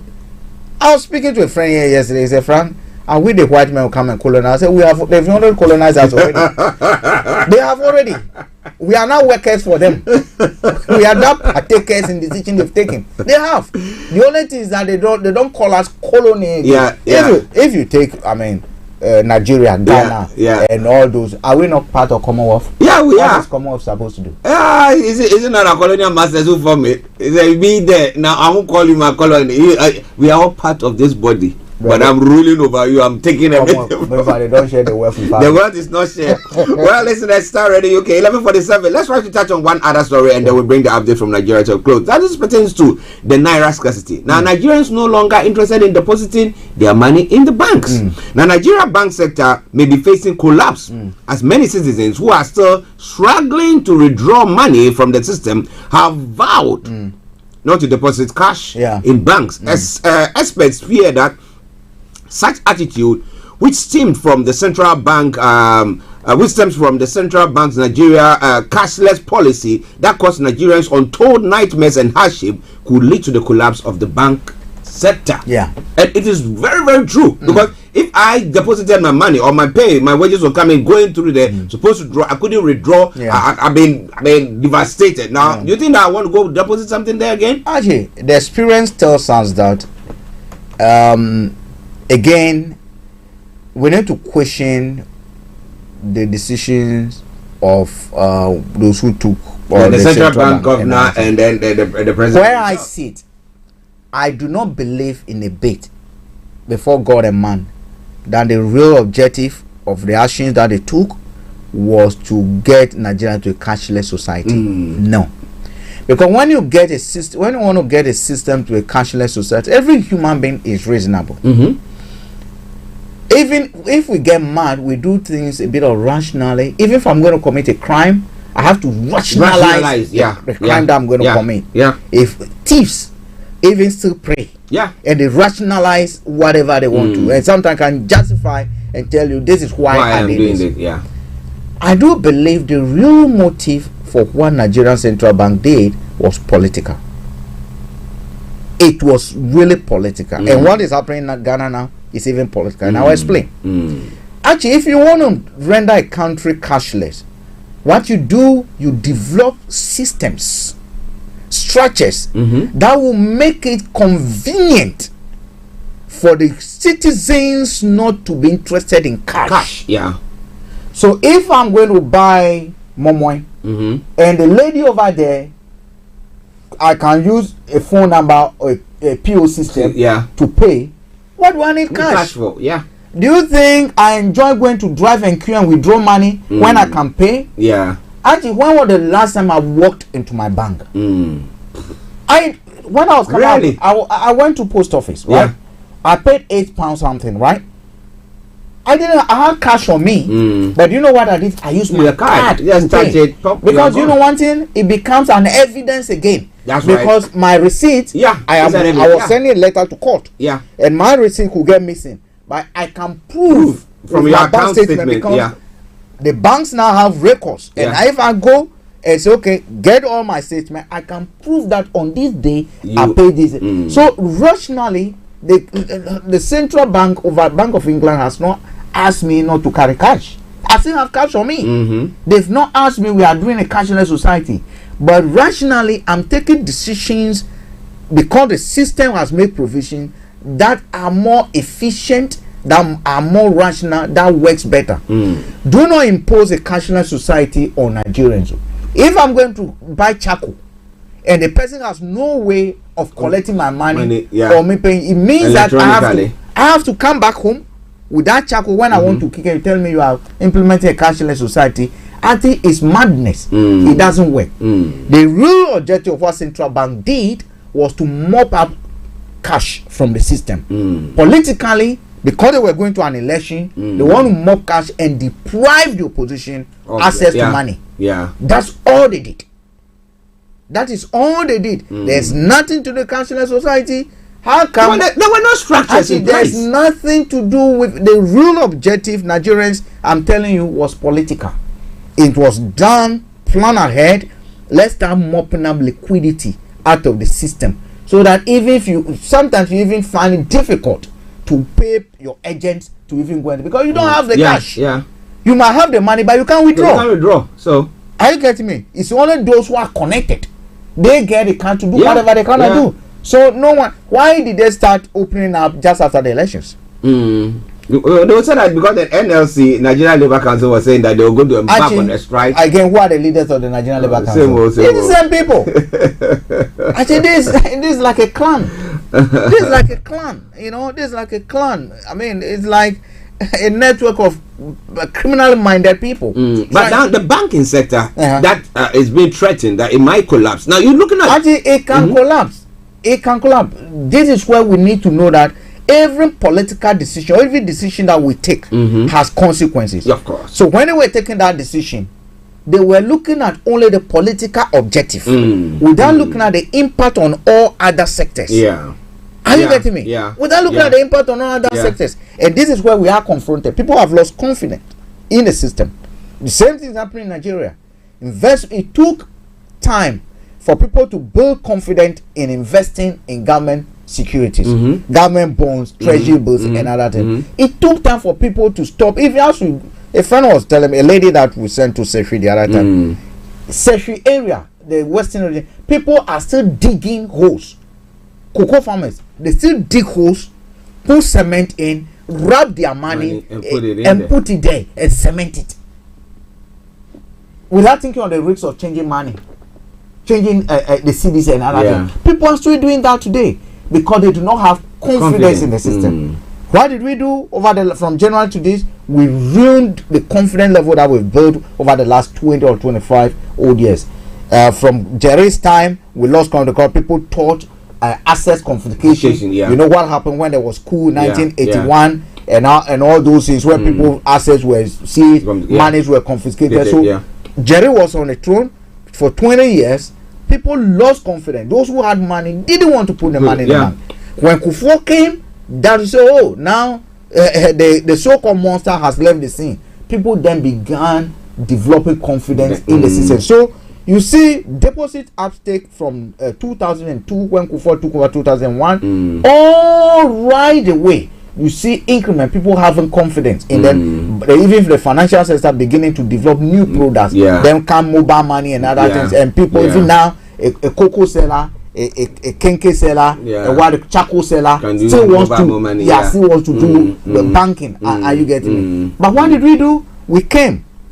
All the investors, all the financial consultants advised Deloitte and Tools, the local ones who have advised people, Question Doom, the Black Star, who have advised people that there's a need for financial planning, that the last risk that you need to take, or if you don't want to take any risks at all, government risk is close to no risk. And therefore, if you do not want to do anything, when you sell your cocoa today, bring one then buy a bond from government. When you sell a momoin today, use 10 naira to buy a bond. We did that, encourage people that even peanut sellers today know that they can go and deposit 10 Ghana after they finish their sales on a weekly basis to be able to invest in government securities. We collapsed everything and saying that haircut, that people who have invested in those securities matters no more. Patience matters no more. This is a government that wants to take decision. They want to go to IMF, and part of the conditionality is that restructure domestic debt. And when you restructure, then we'll have confidence to be able to give you money. And therefore, people who invested in this will say, okay, now even if you plan that you start building your house and the proceeds you're going to use, government saying we can't pay you now. We'll pay you in the next 5 years, 10 years, and all those madness. What we've done, we've collapsed and negated every effort that has been done over the last 20 years from Kufuor's time today. That's what we did. That's what Kufuor was succeeded in doing. Whether you like it or not, that's what they've done. And this is exactly what the Central Bank of Nigeria have done. They've done it, Archie. Do you think if I'm a Nigerian, I'm able to take my money and you want to go and put it back? Watch videos of people who are even climbing on top of others. The fence wall of what banking. What was their crime? To trust a system. That was already a crime. To trust it. If I were you, would I do that? No way. Oh, Jesus Christ. No way. One beating, twice shy. Even if I see Mohammed in there, I'll say, Mohammed, this and wait. We'll talk about it later. Wow, listeners, Star Radio UK, 4 minutes to, okay, let me call it 3 minutes to 12 the time. We're going to take a break. We're going to come back. I'm going to look at the other stories making the rounds. But what do you think about all the discussions that have gone on?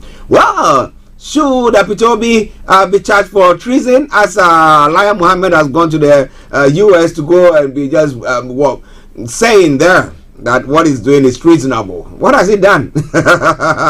Well. Is it the interim government as well? Is that why they are scared? And the statement by the Nigerian president, the president of the Nigerian is a law society or bar, also saying that, well, the case has to be adjudicated before the swearing in of Tinubu. What do you think is going to happen in Nigeria? Well, we'll be telling you more as the days unfold. But thank you very much. Let's now take a break, and once we come back, we continue with the show. This is a song from Mika Paris, and it says, "Still haven't found what I'm looking for." Well, are you? But you found Star Radio UK. That's the best. Stay tuned. I have climbed highest mountain. I have run through the fields only to be with you. Only to be with you. I have run, I have crawled, I have scaled these city walls,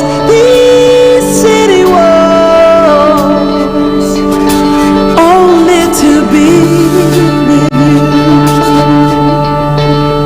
But I still This is Starr Radio. This is Starr Radio UK. But I still haven't found what I'm looking for. I have kissed honey lips, felt the healing fingertips. It burned like fire. This burning desire. I have spoken tongues of angels. I have held the hand of the devil. Was warm in the night. I was cold as a stone, but I still haven't found what I'm looking for. But I still haven't found what I'm looking for. I believe kingdom come. This is Starr Radio UK. Bleed into bleed. This is Starr Radio UK. And yes, I'm still running. Broke the bonds, loose the chains, carried the cross of my shame, of my shame. This is Starr Radio. This is UK. Starr Radio No, I UK. believe it, but I still haven't found what I'm looking for. But I still haven't found what I'm looking for. The best radio show. Only the best music. But I still haven't found what I'm looking for. But I still haven't found. Well, Mika Paris for you. Still haven't found what I'm looking for. But hey, you found us Starr Radio UK. Well, what did you do? How did you find us? But it's the best radio station in the whole wild world. You are tuned into the Tuesday edition of the morning show. And with me in the studio, Mr. Frank Davis, I'm Archie. Let's take a quick break and then we'll continue with the stories making the rounds. Stay tuned. Hi, I'm Dr. Donald Palmer and I'm an immunologist. COVID-19 is still with us and making people ill every day, but it's not too late for all adults to book their first or second NHS COVID-19 vaccination. To get these vaccinations while they are still available and protect yourself and those around you, visit nhs.uk/COVID vaccination or call 119. Hi everyone, it's your girl BB Clement, the author of How to Go From Employee to Entrepreneur and the host of your weekly business show, BB Means Business, the show where we discuss everything you ever wanted to know about business but you were afraid to ask. How do I start my business? How do I raise the finance? How do I grow my business? Where am I going to find my customers? Join me every Tuesday at 1:30 p.m. on Starr Radio UK to get all the information and tips that you need to become a successful entrepreneur and become financially free. Remember, don't let life dictate to you. Rather, put your signature on life. Welcome back to the program Starr Radio UK, your favorite African and Caribbean radio station in London. 3 minutes past the top of the hour at the time, the Tuesday edition of the morning show. Let me open the lines for you to add your voice to the discussions. You want to call in 02081 332257 or 580208 332257 or 58. You happen to be in the US, Canada, or the Caribbean area, it is 0017183032737. 0017183032737. You can also text or WhatsApp at 07539661744, 07539661744. Our Twitter handle is Starr Radio UK, and email address is info@starradiouk.com. Make sure your voice is heard. Don't be a spectator. Don't just sit on the fence. Get involved. All right then. With me in the studio, Mr. Frank Davis, I'm Archie, and we are bringing you all that you need to know today when it comes to the news that is making the rounds across the globe. So now let's look at some of the other stories making the rounds in other parts of the world.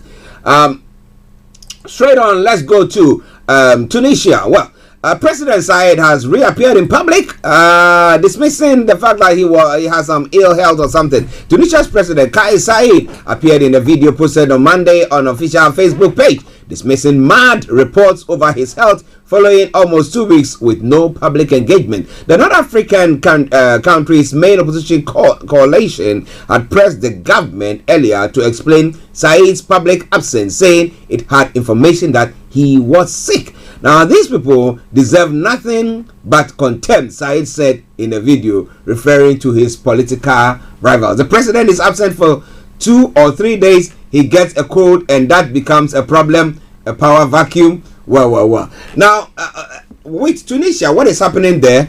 We saw the Arab Spring bringing in changes in some of the Arab worlds, and Tunisia was one of the countries that we saw that. So we thought that maybe with that, we're going to be seeing things taken along nicely, because when leadership sees that, well, the citizens will not sit down anytime for you just to be doing whatever you are doing, then they sit up. But it looks like after some time, I don't know whether the momentum or the pressure had died down. So now Said in power, and he says, look, I've dissolved parliament. Eventually, he has become something like a soul or authoritarian, and what he wants is exactly what is taking place. Now, he was missing for a couple of days. Now he shows up. People were thinking that if you look at him, he looks frail. That's why the opposition are saying that. But well, he's saying that they are all in the first place, he's a direct beneficiary of what happened a few years ago. He's a direct beneficiary of that, because but for that revolution, he wouldn't have had the chance. He wouldn't have had a chance to be in power. And some people, like the way they say in Akan, wherever you climb, fruit, okay, the point that you climb up is the same point. When you say it in English, it doesn't sound right. Yeah. When you say it in tree, that is it. It makes the actual the actual meaning. He should know that it was the people's power that pushed him up. Yeah. And that same people's power can bring him down. That is number one. That's number one lesson he should know. He should go back 10 years ago and be able to say, who was I? Someone say, who am I? Yeah. And then go through the phases, how he has positioned himself, the events that have catapulted him to where he is today as a president. I do not believe that anyone achieved anything only by their own efforts. No. And for him especially, but for that revolution, someone who sacrificed his life at the square, burning himself, setting himself ablaze life, which actually started the whole revolution, Arab Spring. But for that, he will not be close to the presidency. That is number one. And he should then go back to find out, why were people crying? What actually pushed people onto the streets? If he can find answers where he was at that time, did he agree with the people? He did at that time. Yeah. Why did they go on the street? And can he still find those reasons in what is happening today? The approach that was adapted to tackle those things then, is it the same approach that he's using? If it's the same approach that he's using, then he should know that his time is almost due. Because the same people will bring him down. Those who said Hosanna, they'll be calling for his crucifixion. They will sing to him the same Hosanna. Yeah. But at the end of the day, the step that is going to how he's going to dance. Yeah. That will bring him down. If not, if they sing Hosanna with a fool for Jesus has awakened, and they are overrunning you and you can't run, they leave you behind another person, and that's how you're gonna come out of power. You see, but actually, I am not in agreement with this opposition stand about someone health being used for politics. But partly it's because we ourselves have decided to make health a center point of it. We are forcing. Yeah, we do. Even metals. Yeah. Do they get wear and tear? Yeah. How much more human beings? I do not think that someone falling sick means that there should be power vacuum.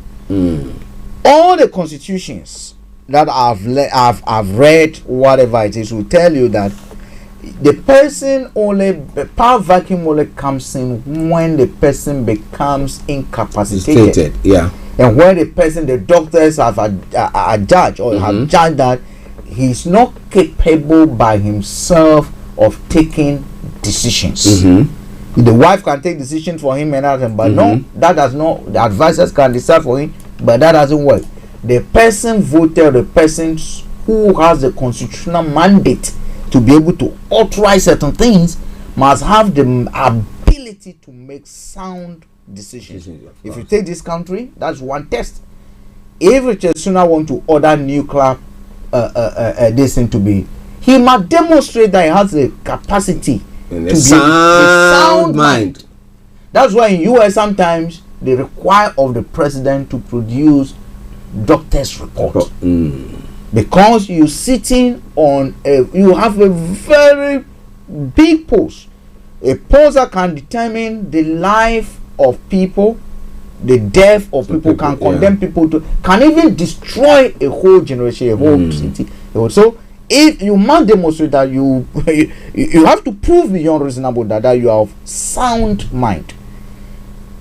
Once that is on, that's why the US and others, they are not afraid to tell you the president has checked into hospital, they've gone here, they've gone here, so that at this point in time, people know what is happening with their leader. When the Queen was alive, what happens? We go to hospital, we are told. 3 days ago, the Pope was hospitalized. They told us that apart from that, even he will come and supervise the mass for this Holy Friday and Saturday and Sunday. So actually, issues with illness should not be, for me, an issue that we should be making noise about. No, unless a person can prove, we can prove that the person is incapacitated. If we do not have a system of determining that, then we might have to get to change our constitution. Probably every 12 months the president must produce a health report. Let's put it in place if that is what is good. But this gymnastics about someone being absent for 1 day, 2 days, 3 days, will not. He's dead, though. He's dying or he's dead. The constitution did not say the president must be a show boy. It did not say the president might be seen on a daily basis. There must be system that says that the president is working. If we have a problem, we can ask. But I do not think that Richard Sunak should always. Yes, we have a system prime ministerial. He has to appear. It has to appear on a weekly basis. That is a system that is designed. If it's not going to be there, there are reasons why it's not going to be there. Are you get me? But when we do not have the executive system working that way, we should not be making noise because we've not seen someone for 2 days, 3 days. I don't agree with that. You don't agree with that? No. Okay. We'll have time one of these days to have a detailed look at what is happening in Tunisia, the structures and the system that he is trying to correct or has adjusted in a way. We see the impact on Tunisians and African as a whole. Now, let's go to Senegal. Now, President open to dialogue after tensions. In a speech broadcast Monday night on the state TV, Senegalese President Macky Sall said he was open to dialogue in the interest of peace and national cohesion. Now, Sall was speaking on the eve of Senegal's 63rd independence anniversary on Tuesday. He made no mention of the 2024 presidential election or if he will seek to play any role.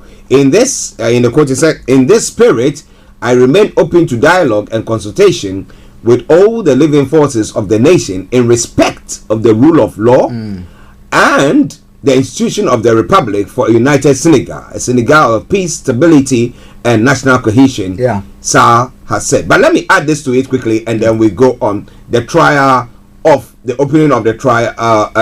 Okay. No, let's deal with the Senegal. We'll come to Sierra Leone. But what is at the back of his mind? Yeah. Where the people want to know, because he's made a statement that, look, I think my first term, that 7 years term, with the change of the constitution or an amendment of the constitution, now that one is quashed.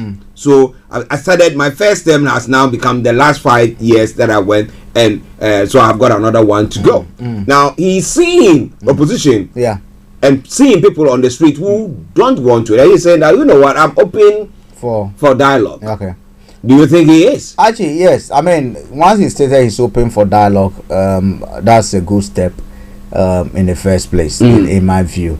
Like we said before, Ouattara and Yadema led the way, and he wanted to hand over the baton. He's been handed the baton. Some of these people have dialogue among themselves and then are able to take inspirations.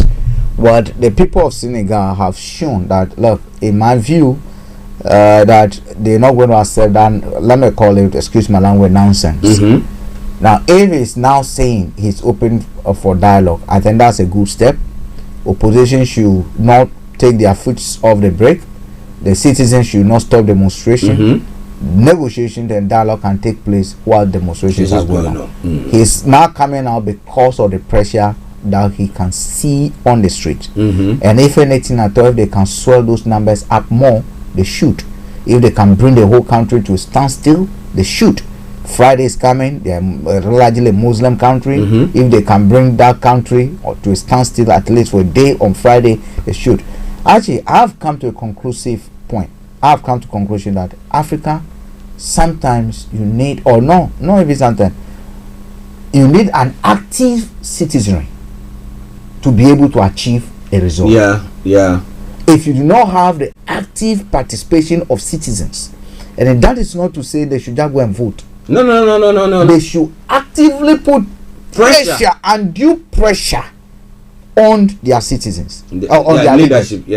Look, Nigeria today, if they all decide to go and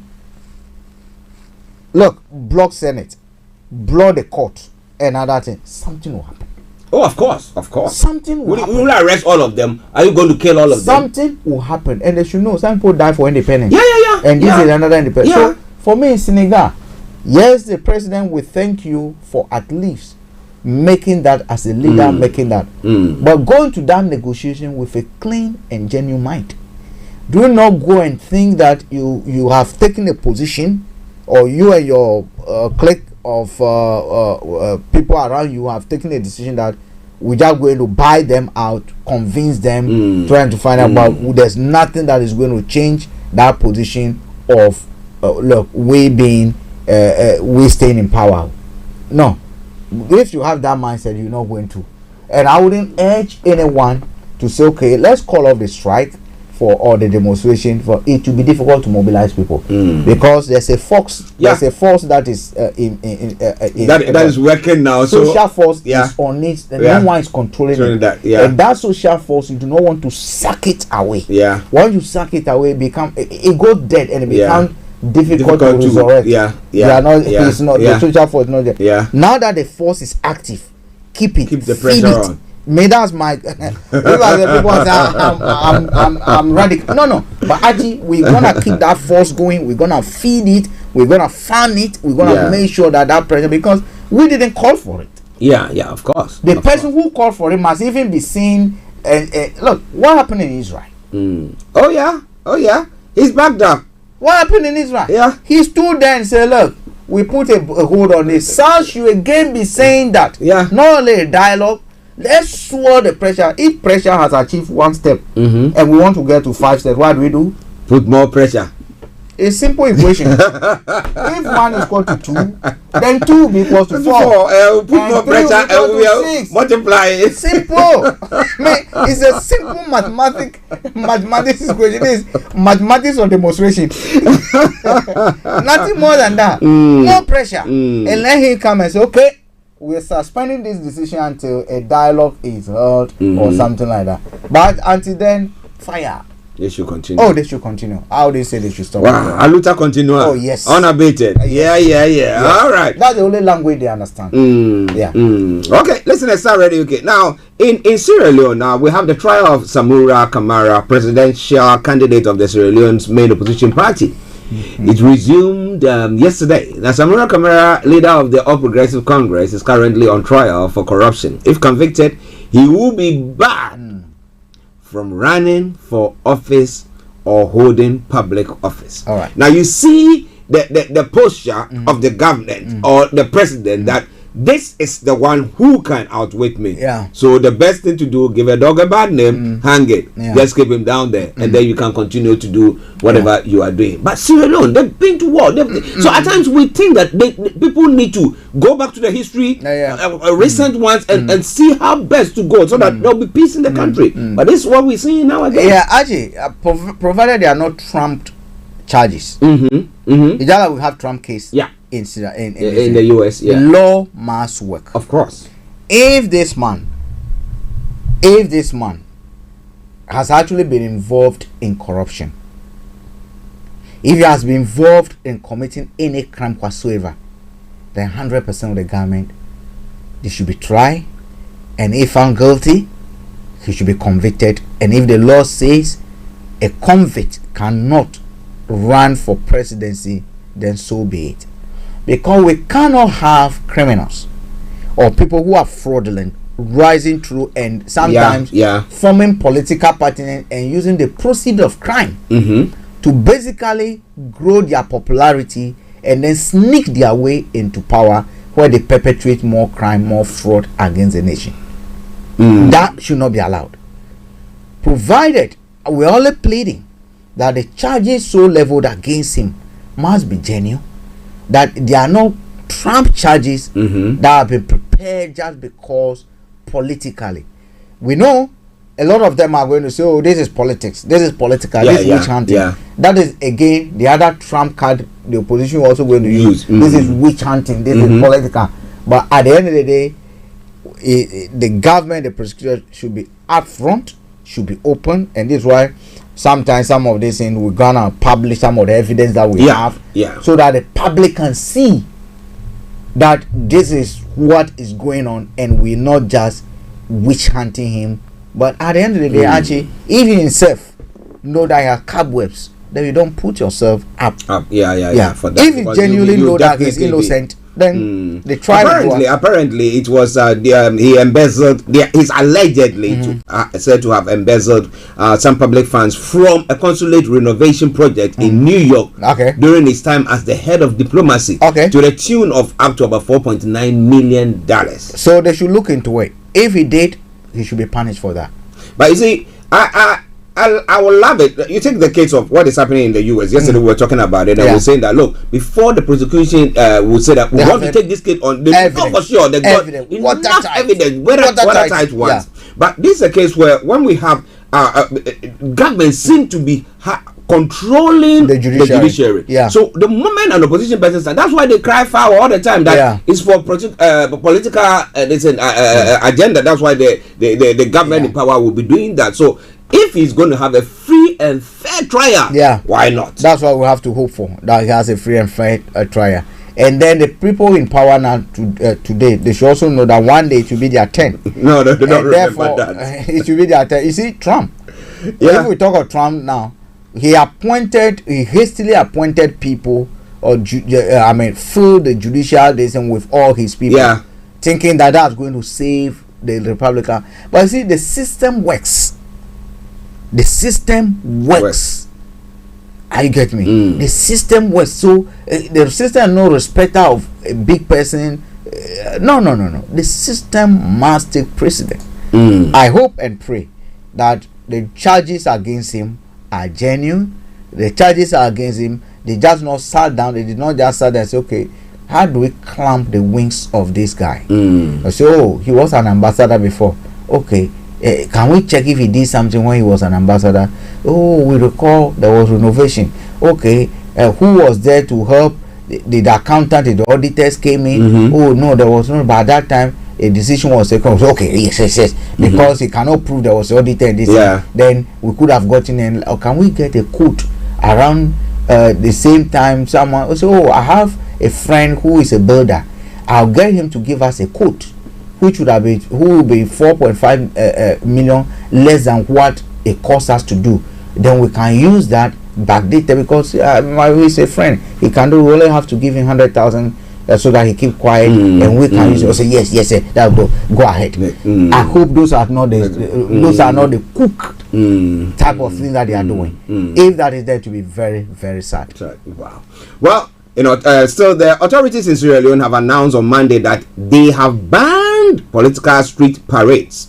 A tradition during election campaigns in the West African country less than 3 months before the presidential election. So less than 3 months before that, no political parades. Now, election periods are not a time for dancing and joy, but rather a time for deep reflection. The Political Parties Regulatory Commission, a state body, said in a statement announcing the ban.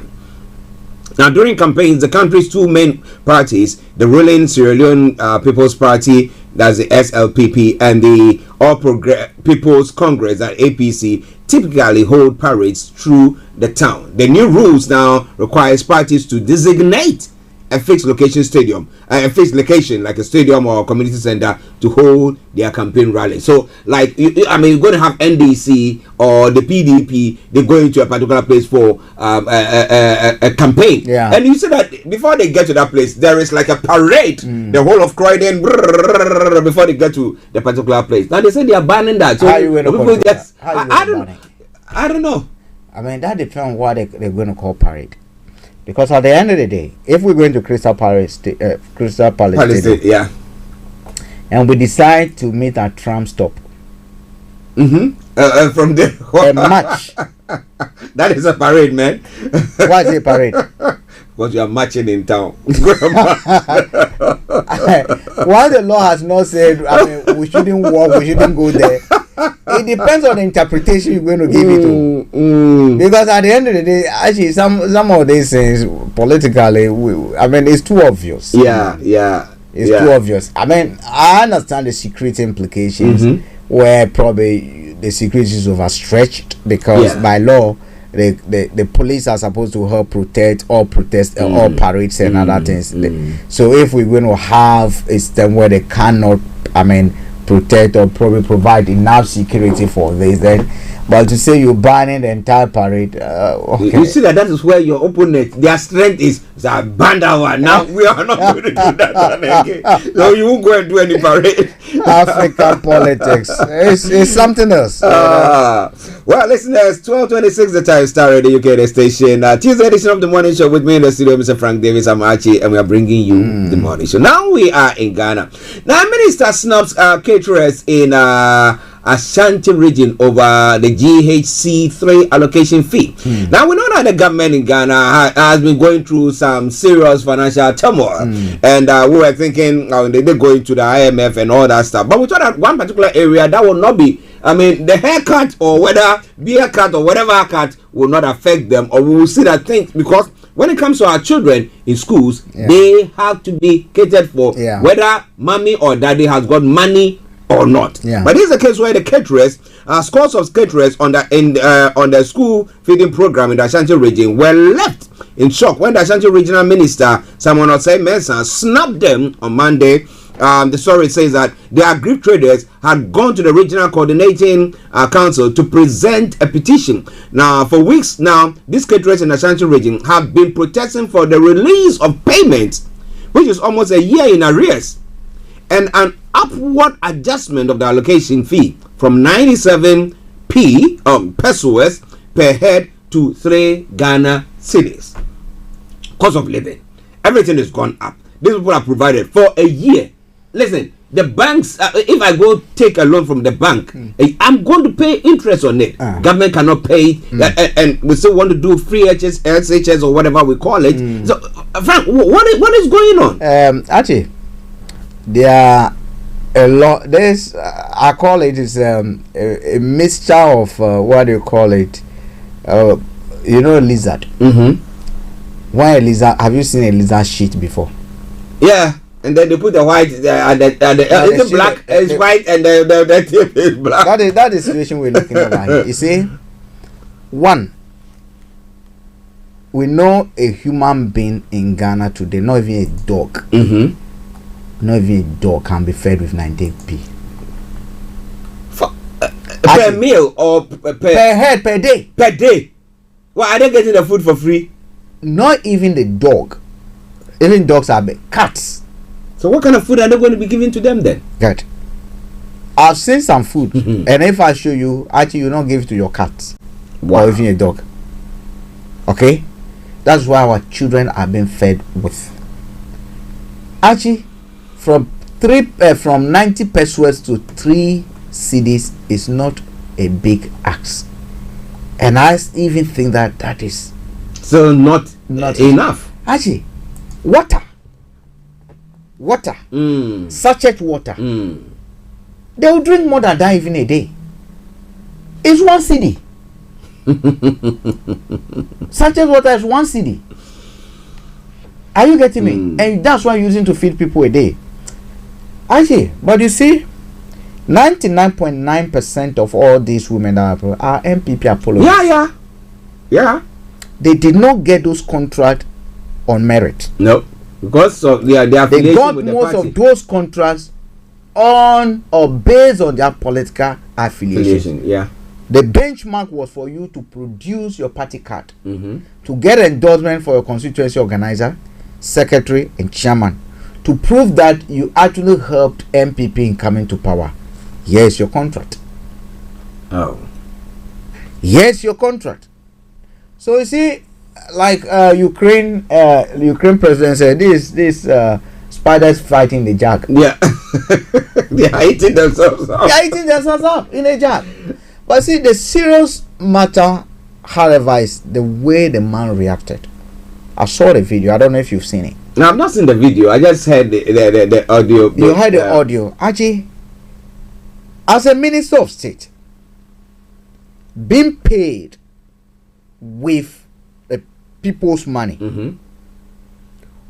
if citizens have come to you or people who have worked, and mind you, some of these people are saying over a year they've not been paid. What are the interest rates? Some people went for loans. Yeah. Put their houses as surety. Now they are being threatened. Courts or these financial institutions are threatening to take their properties. The least you expect from him is to be able to have a sensible dialogue with them. Actually, I've been involved in certain protests, and like I keep on saying, one of the best protests I've ever attended was when Dr. Kosibotwe, may his soul rest in peace, was the finance minister. And what Kosibotwe did that day actually has left a lasting memory on me that I don't know how to forget that man. 2 scenarios. Harry Sawyer was the Minister of Education. We went to his office, Harry Sawyer ran. Harry Sawyer, may his soul rest in peace. He ran from the office. He ran. When we got to, Minister of Finance, we destroyed everything that we got. We broke the barrier and everything. The current Haruna was our news president. Archie, the man just came out on top. Sit down. Get them water. The police over there commanded the police to go and bring us water wherever. Come on, sit down. He shouldn't. Yes, welcome. The man, this is the person we've gone. Archie, this is a man we've gone with anger that we need confront him. Before we got our people, even those who were at the gate, some people even went to his office. Shaking hands with those on the 3rd floor. Go back down and let's go. Archie, the man took out his tie. He losing his tie. Started shaking hands with all the protesters. Archie, I had given a lot of them. I was so shocked. We then came down. We sat down, we were singing. The man just stood up. He said, one got water. Are we okay? Are we safe? The police, make sure no one is hurt. Anyone who has been beaten by the police, I apologize. If someone's hurt, let's get them to hospital right now. Safety was his first call. Then so now let me listen to your petition.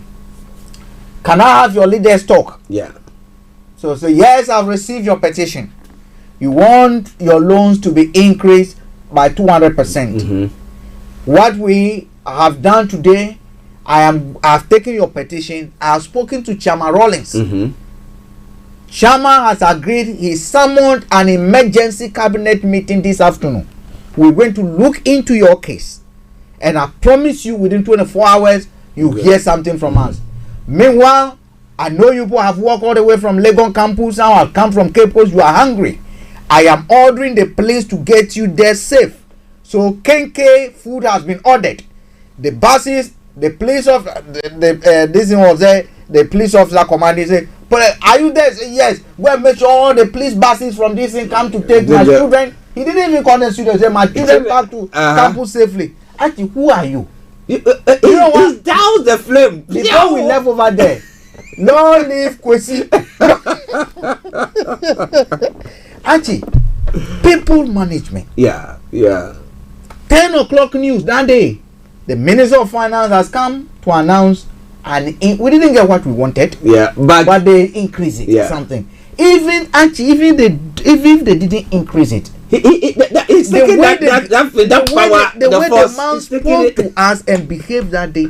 This is a father figure. Yeah. Actually, yesterday what I saw from this minister, I'm looking for the video if I get it. From this minister, I don't think he's even qualified to still remain in office as a minister. No. Personally, I don't think he's qualified, because the way he behaved, no way. Even if these women, you don't know them, you help them and other things, you shouldn't behave towards them. But you see, he signed most of them off because they are MPP. He will be some of you did not deserve this. Yeah, that's why it might be. That is it. That is it. You don't qualify. I help you now. Look at you. That is it. Do they have contracts? Are you getting me? But I mean, his behavior was appalling. I just hope that the president will take a second look at it. But again, the president is not going to do anything about it. The clearing agent. But he's not going to do anything about it. You know. But it was bad. His reaction was bad. His reaction was really bad. A minister of state paid by people's money should never be reacting to protesters that way. Yeah. Okay, listeners, it is Starr Radio UK. A couple of other stories from Ghana, and then we go to other parts of the world as well. Dufour promises decent livelihoods for NDC workers through cadres. And then he says, goes on further to say, Ghana's economy will be restored in 2 years under my watch. Now, we've had Kufuado coming in, starting there. There's a lot of money. Don't worry. In 18 months, we'll do that. They came in and then boom. Now we see where Ghana is now to get back to to the level. Let's say the level, because we sank deeper now. For us to bring us to the sea level, let me put it that way. It's not going to be easy. But he's promising this one again. And I always say, don't go promising when you know you actually. But well, as our friend who came here last Friday. What is it? Victor, good afternoon to you wherever you are. He was saying that, well, if somebody, a blind man says he's going to stone you, we might not know. He might have got his leg on some stone. That's why he's saying that. What does Dufour has to offer now? Two things. Dufour is someone, I think the two of us even met him here. Yeah. It's someone I've respected so much. I respect him. The first time I met him was in Ghana. Then in 2009 again I had a conversation with him. We went, me and Nana Yao, one of the MPP guys, trying to do something. Then me, myself and Fifi Kote again met up with him. He's a man, he listens a lot. He's a man who is very smart, very intelligent. You see, but his ambition to lead Ghana, I think it's too late. You reckon? It's too late. Why do I say this? You see, and the comments he's been making, the promises he's making, will basically damage who we know he is. Some of us who know him. I don't know him. I'm not his son. Yeah, yeah. Before today is in pain. One. You see, he profited from the system. This is someone who was a Bank of Ghana head, governor, and then was moved to Minister of Finance, not once, twice. Right? He served under Rawlings. He served under Mills. He was a cabinet minister, a very strategic advisory position, whichever way you look at it. The successes of Rawlings, or the downside of Rawlings, the history of Rawlings' rulership or leadership cannot be complete without the mention of Dufour. Yeah. In 2009, when he came in, they did a bit of restoration with Mills. And again, if you want to take NDC history, it cannot be complete without the contribution of the likes of Dufour, Obeda Samuel, and other things. But on matter of principle, we cannot have an 80-year-old man today trying to lead us again home when we know what is happening with 78 years Akufo-Addo. That is number one.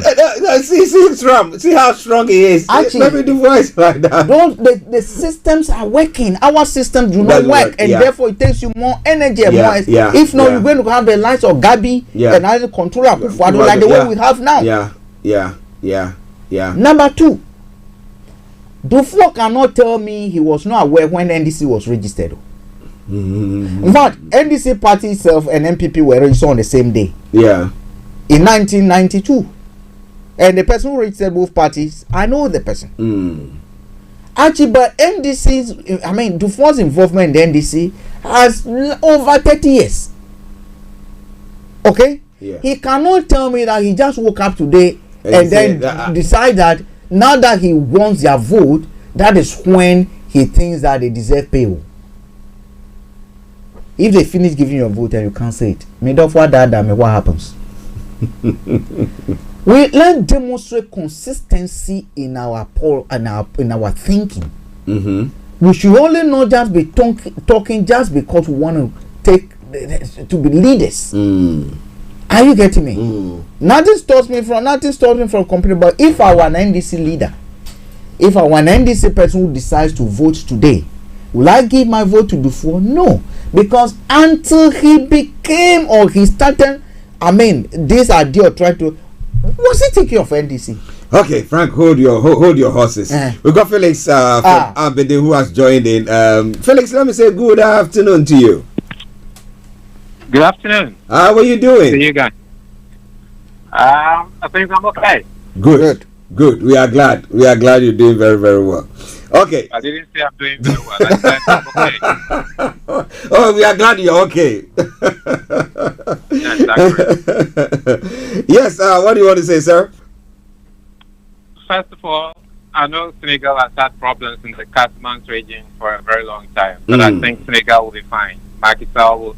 I don't know him as an individual, I've never met him. I honestly don't really follow, but remember, I guess this is one of the few countries, Senegal, Botswana, maybe to some extent, I think, not to some extent, Benin, one of the few African countries, sub-Saharan area, where they've not had any serious issues with military getting into politics and taking over the country. This has been the country of Senghor to Diop, that very tall man. I don't know whether he's alive or not. So they've always sort of found their way to address their issues. And if Macky Sall doesn't feel that he doesn't want to run, he'll step down. There's a difference between ruling a country, there's a difference between governing a country. If you look at these countries, even when they had ex-presidents, those ex-presidents didn't find their way to go and live in Paris or Saint-Tropez or Monte Carlo or Brussels or somewhere. They still live in their country. And that's the difference between ruling a country and governing a country. Even if you govern the country badly, you can still live in the country after you've left office, which is no different from what you saw of Julius Nyerere. He didn't leave office with the economy growing fantastically, but when he left office, it was still able to live in the country. The same situation it was to some extent, or to a large extent, to somebody like Kenneth Kaunda. You may disagree with the socialist policies they pursued, but nevertheless, when they left office, they were able to live in their countries peacefully. The problem happens when you decide to rule the country, and which is what you find in your own country. And it's not, you don't need to be an actuary or a fortune teller, but you know that somebody's investment bank will go down immediately in this office.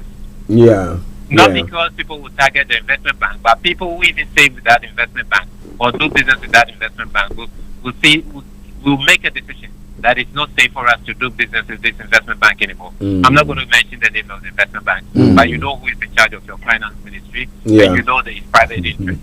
These other private interests, whether it's a funeral home that he owns or the hotels that he owns and business interests they have abroad. But if you do business with that bank, you got to look somewhere else. And if you have insurance policy with some of the insurance companies, you have to look somewhere else because they are ruling the country. They are not governing.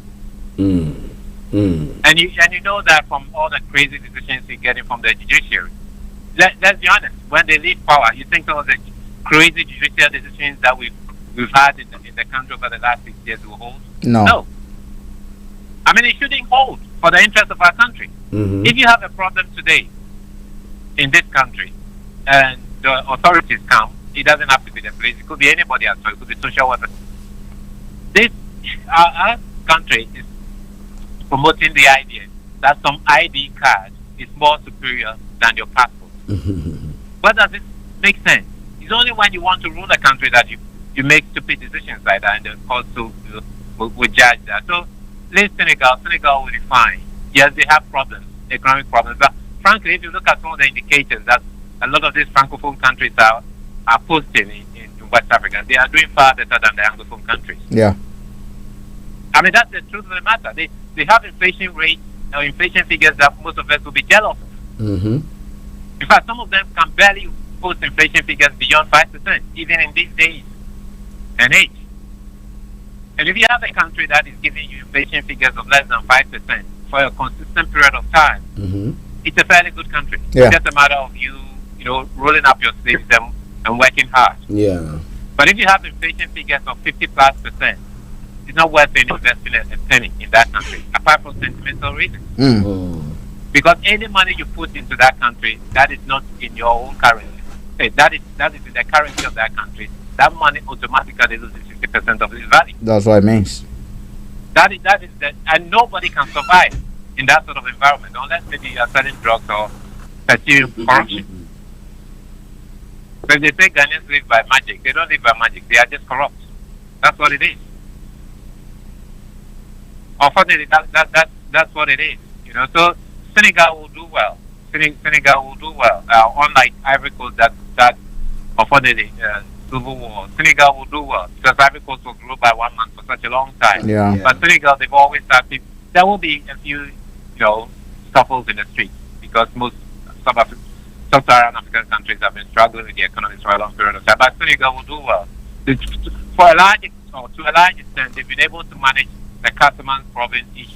I know it's not yet been resolved, but they've largely done well to keep the country stable. And look, at the end of the day, sometimes you need a little bit of something to boost the spirit of the nation. Their football teams are doing well as well. So if nothing at all, I mean, they have two football teams. The under 20, I think their local national team, and then the proper senior national team. Those two teams are the champions of Africa at the moment. And if you have something like that, yes, it won't bring food on the table for you. But if you cast your minds back, when Ghana was going through a difficult time between 1981, 1982, 1983, right all the way to 1984, we had one individual who, at least once every 3 months, will go and fight in America. And it's something that we all look forward to. And it sort of reduced the tension in the society. Everybody knew that, we are looking forward to his fight. We are looking forward to the build-up. Those days, it was graphic sports and Africa sports I used to buy at the time with my little spending money for lunch. And of course, other friends who put our money together when I went to boarding school. They would give it to the day students and they would bring it up. And we all look forward to that. So those things also can help. I mean, it's not by accident that nations all over the world invest a lot of money into their sports teams for the Olympics, for the Commonwealth Games, for athletics championship, and things, because it does sort of bring a little bit of momentum, a little bit of good feeling, even if it doesn't last for more than 2 weeks. There's a bit of good feeling that, you know, it sort of reduces the tension in the country, and a sense of good feeling comes to the people, even though I never benefited from 1 penny or 1 cent from whatever Azuma Nelson inherited, apart from, you know, paying for the live telecast. Those days, GBC could not raise the money. In fact, the state could not even raise the money to get the live telecast. So most of them that know Azuma was paying with his own, whether we actually reinvest him later on or not, I don't know. So yeah, Senegal will do well. A lot is going for Senegal. I don't know about you, but where I live, I go into the shop and I see fresh pepper. I see sometimes even some fruits. I see roasted roasted groundnuts from Senegal. So agriculturally, they are even doing well. Wow. I mean, this is not a country that should be exporting more agricultural produce than Ghana, but somebody says they are doing for planting for food and jobs. I don't know whether anything that has been sent to Ghana apart from the Puna that has been coming from days immemorial before they got into power. You know, but I see Senegalese. I believe you've seen them before. Kenya, products from Kenya. Yeah. Kenya, especially Kenya, Uganda. Senegal is doing well, and if you know the current president wants to step down, he can peacefully step down because it's same former president. They're not being targeted. They don't have to, you know, run around and go to some European countries and you know, hide away from their people. So yeah, Senegal will do well. I have no doubts about that. They will do well. Obviously, there are, you know, hotspots all over the place, from Mauritania to Mali to Burkina Faso. Even we have some in Ghana. Ivory Coast has gone through their own problems. Liberia, Guinea, Sierra Leone, we've heard all about that. But I think Senegal will do well. I mean, Senegal, Benin, whether we like it or not, I mean, these countries are far better than Ghana, if we've got to be honest. I know we have economies that are bigger than theirs, but look, Benin is a small country, you know, so if we have an economy bigger than theirs, that's not a big deal. But it's relatively a stable country, and Senegal will do well. Don't worry too much about them. Okay. That's good. Thank you very, very much. And just to that demonstration that happened at the Ministry of Finance. Actually, I was there. I think I had a bottle of Coca-Cola. Oh, okay. That demo mates. Yeah, there were bottles of Coca. You remember this drink, Moscatella? Mosky. Yeah. I used to drink those two drinks at the time. Yeah. We had some because they were stuck on there. I don't know whether they knew we were coming and decided to stack them up over there. And at the time we got to the Ministry of Finance, so people had become exhausted because it started from the morning, and some people had to walk right all the way to Accra Central because not all of them got on the bus. So by the time we got there, people were frankly exhausted after almost about 4 or 5 hours of singing. And I got some of the songs you said. I was there. Those days. We have to surcharge you all, guys. And you couldn't get to us, and we ended up at the Ministry of Finance. I have to admit that we didn't pay for it. So. Okay. Well, I think we have to surcharge you guys for it. We can add some interest on it. Surcharge me. I'm more than happy to pay. But I won't pay money to this government. I'll pay for the future one. Yeah. But you see, fellas, what we're trying to drive home over here is that if you look at the way Kosibutre handled that demonstration, I mean, if you compare it to what some of what we witnessed some of the demonstration, call it Ghana, wherever I mean, it was a human face that was put to. Like the students have walked, or some of us walked. I walked. Are you getting me?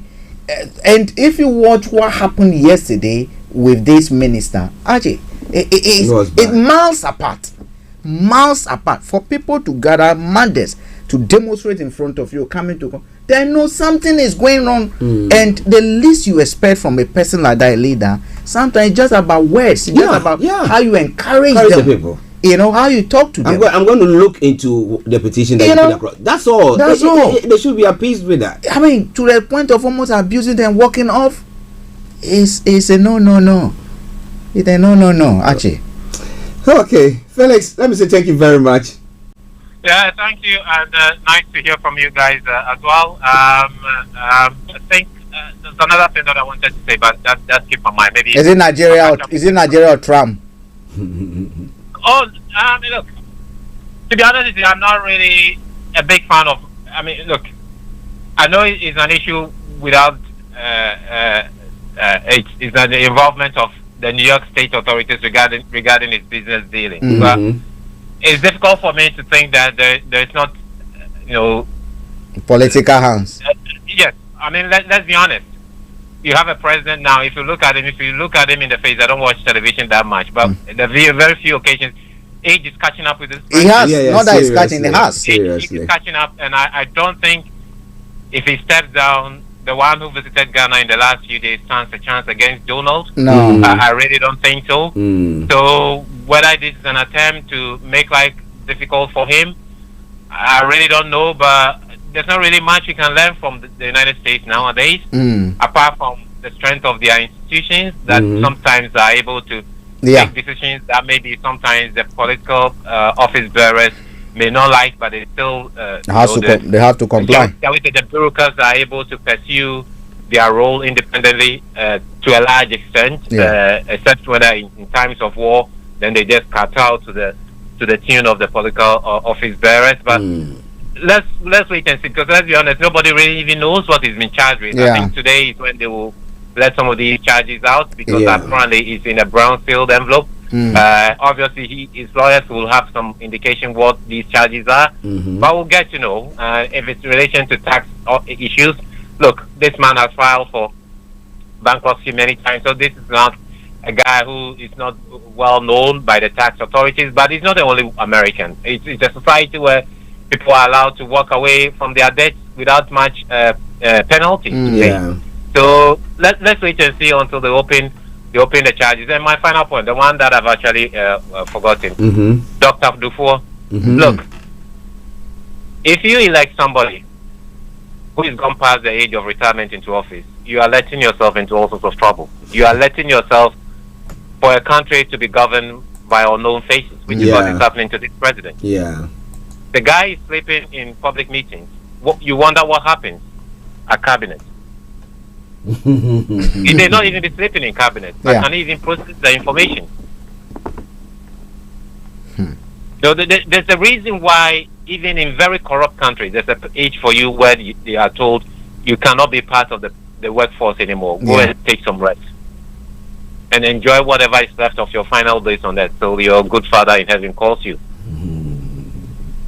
It's because when you get to a certain stage, you struggle. I mean, it's not by accident that sometimes when you go to most homes, it's the grandchildren who use the remote control. Because sometimes even parents in their 40s are struggling to follow how to change channels. It's not by accident that when you go to most homes nowadays, the people who are able to help their parents overcome their IT difficulties are their children in secondary school. Because your body's ability to process information diminishes with time. So when you start electing people who are already in their 70s to get into office, and you'll be required to wake up at about 4 in the morning, get all your security briefings, and then you have to work throughout the whole day. He's tired already. The diplomats, you have to deal with your own domestic issues, you have to deal with issues you've not even thought of at the time you are getting into politics. Almost certainly you will deal with issues that come outside your manifesto.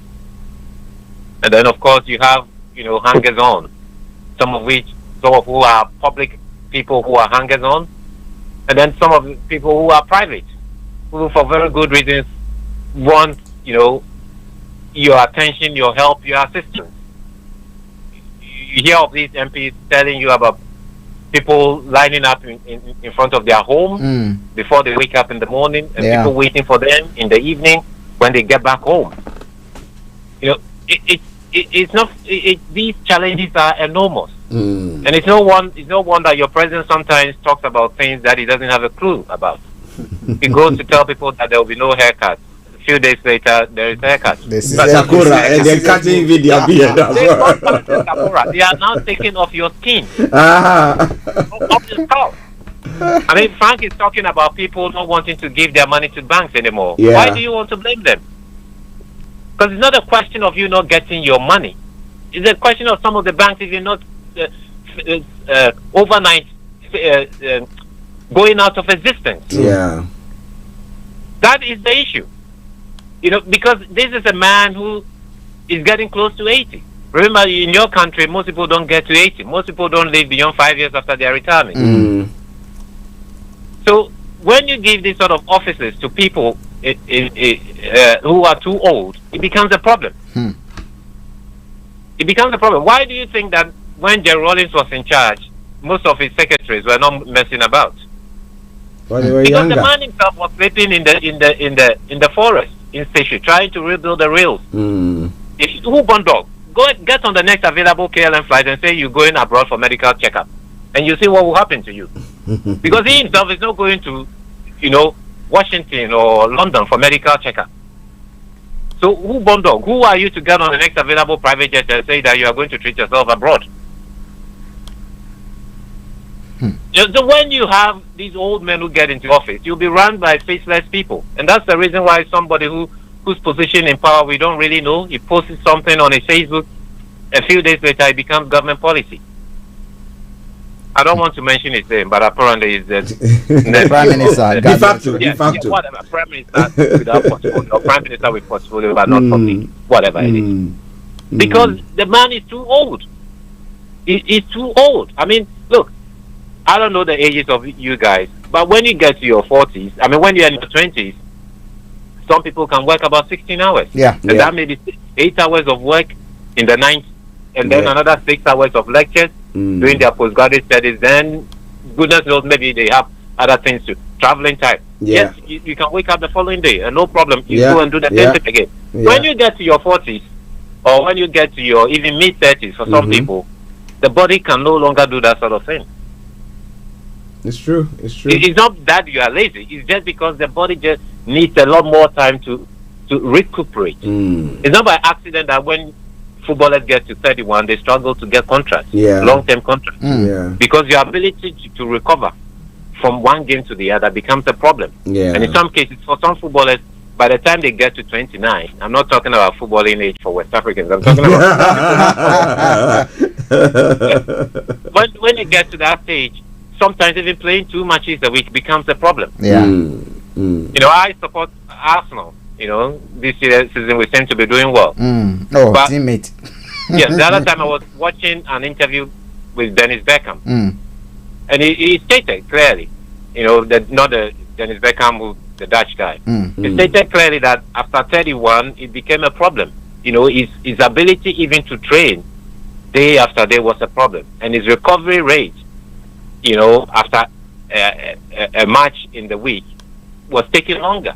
He was needing, in some cases, 48 hours of rest before he could go back to training. And that was no longer part of Arsene Wenger's plan. So he had to spend time on the bench. And that happens to almost everybody, unless maybe you are a superhuman being. So, Mr. Dufour, fine. You want to be a president? Okay, fine. But truth be told, I'm not a member of the NDC, although I prefer them to be in government rather than the lot in government at the moment. But look, it's about time Ghanaians decide, elect a young man, somebody who, when he walks into an office, will put a fear of something into his ministers. They know that it's not a time to be, stealing money of the country or wasting the money of the country. You need young people to rule young nations. Countries such as, Germany and US and countries like that, most of the infrastructure has already been built. Yeah. Whether it's cyber infrastructure or physical infrastructure, all you have to do is which sector of the country gets this amount of money, which sector of the country I take money from. That's what they have to do. In our case, most parts of our country, the infrastructure does not even exist. Yeah. So there's a huge construction business that has to go on, and you don't use old men to construct. Have you ever been to a construction site with old men? Have you? No. No, you don't take old men to construction site. You take young, energetic people. And that's where we are as a country. The old man at construction site and security. You can use old men with their brains. Yes, you can use old men with their brains and their wise wisdom. So the design, so planning, you can use old men. Advice, you can use them because they've been there before. But the real business of building a country, you have to leave it to the young. Ones. Have a good day. Thank you very much, Felix. Sorry to be ranting. No, it's okay.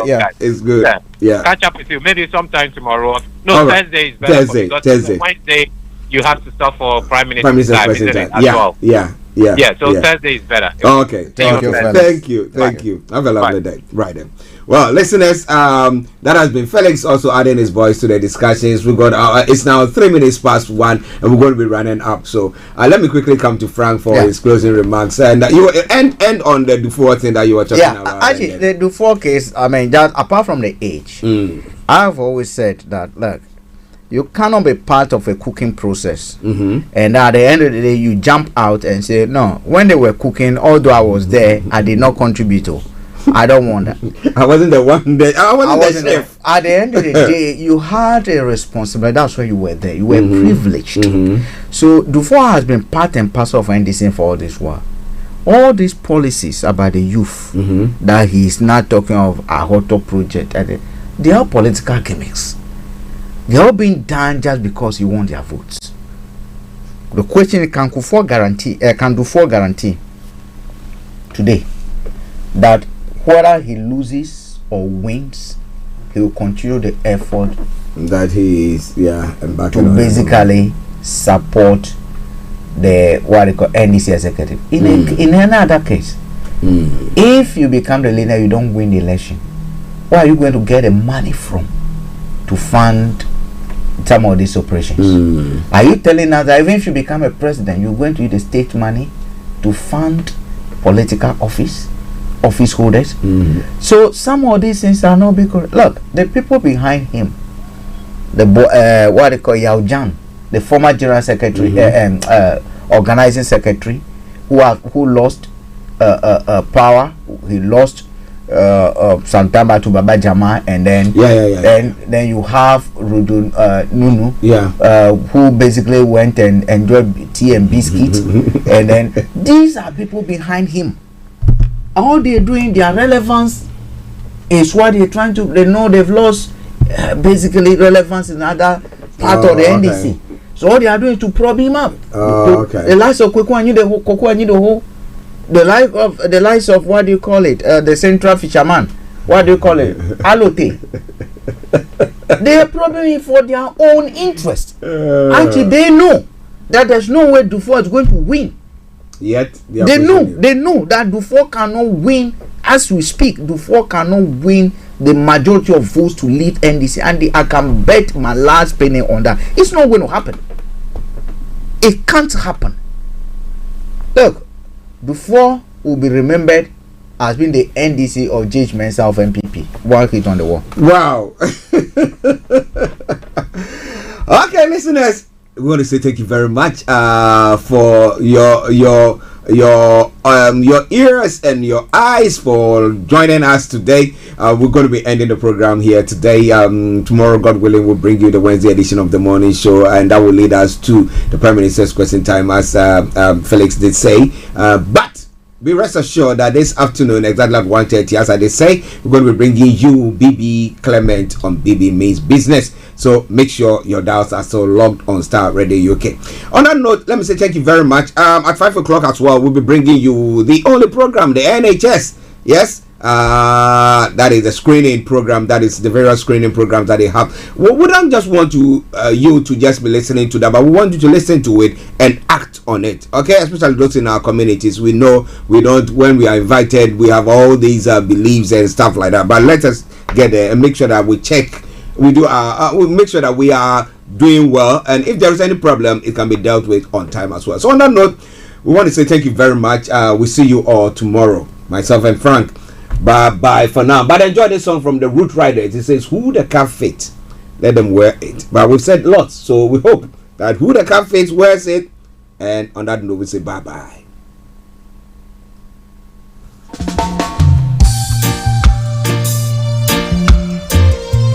Listen to the backing vocals, how smooth.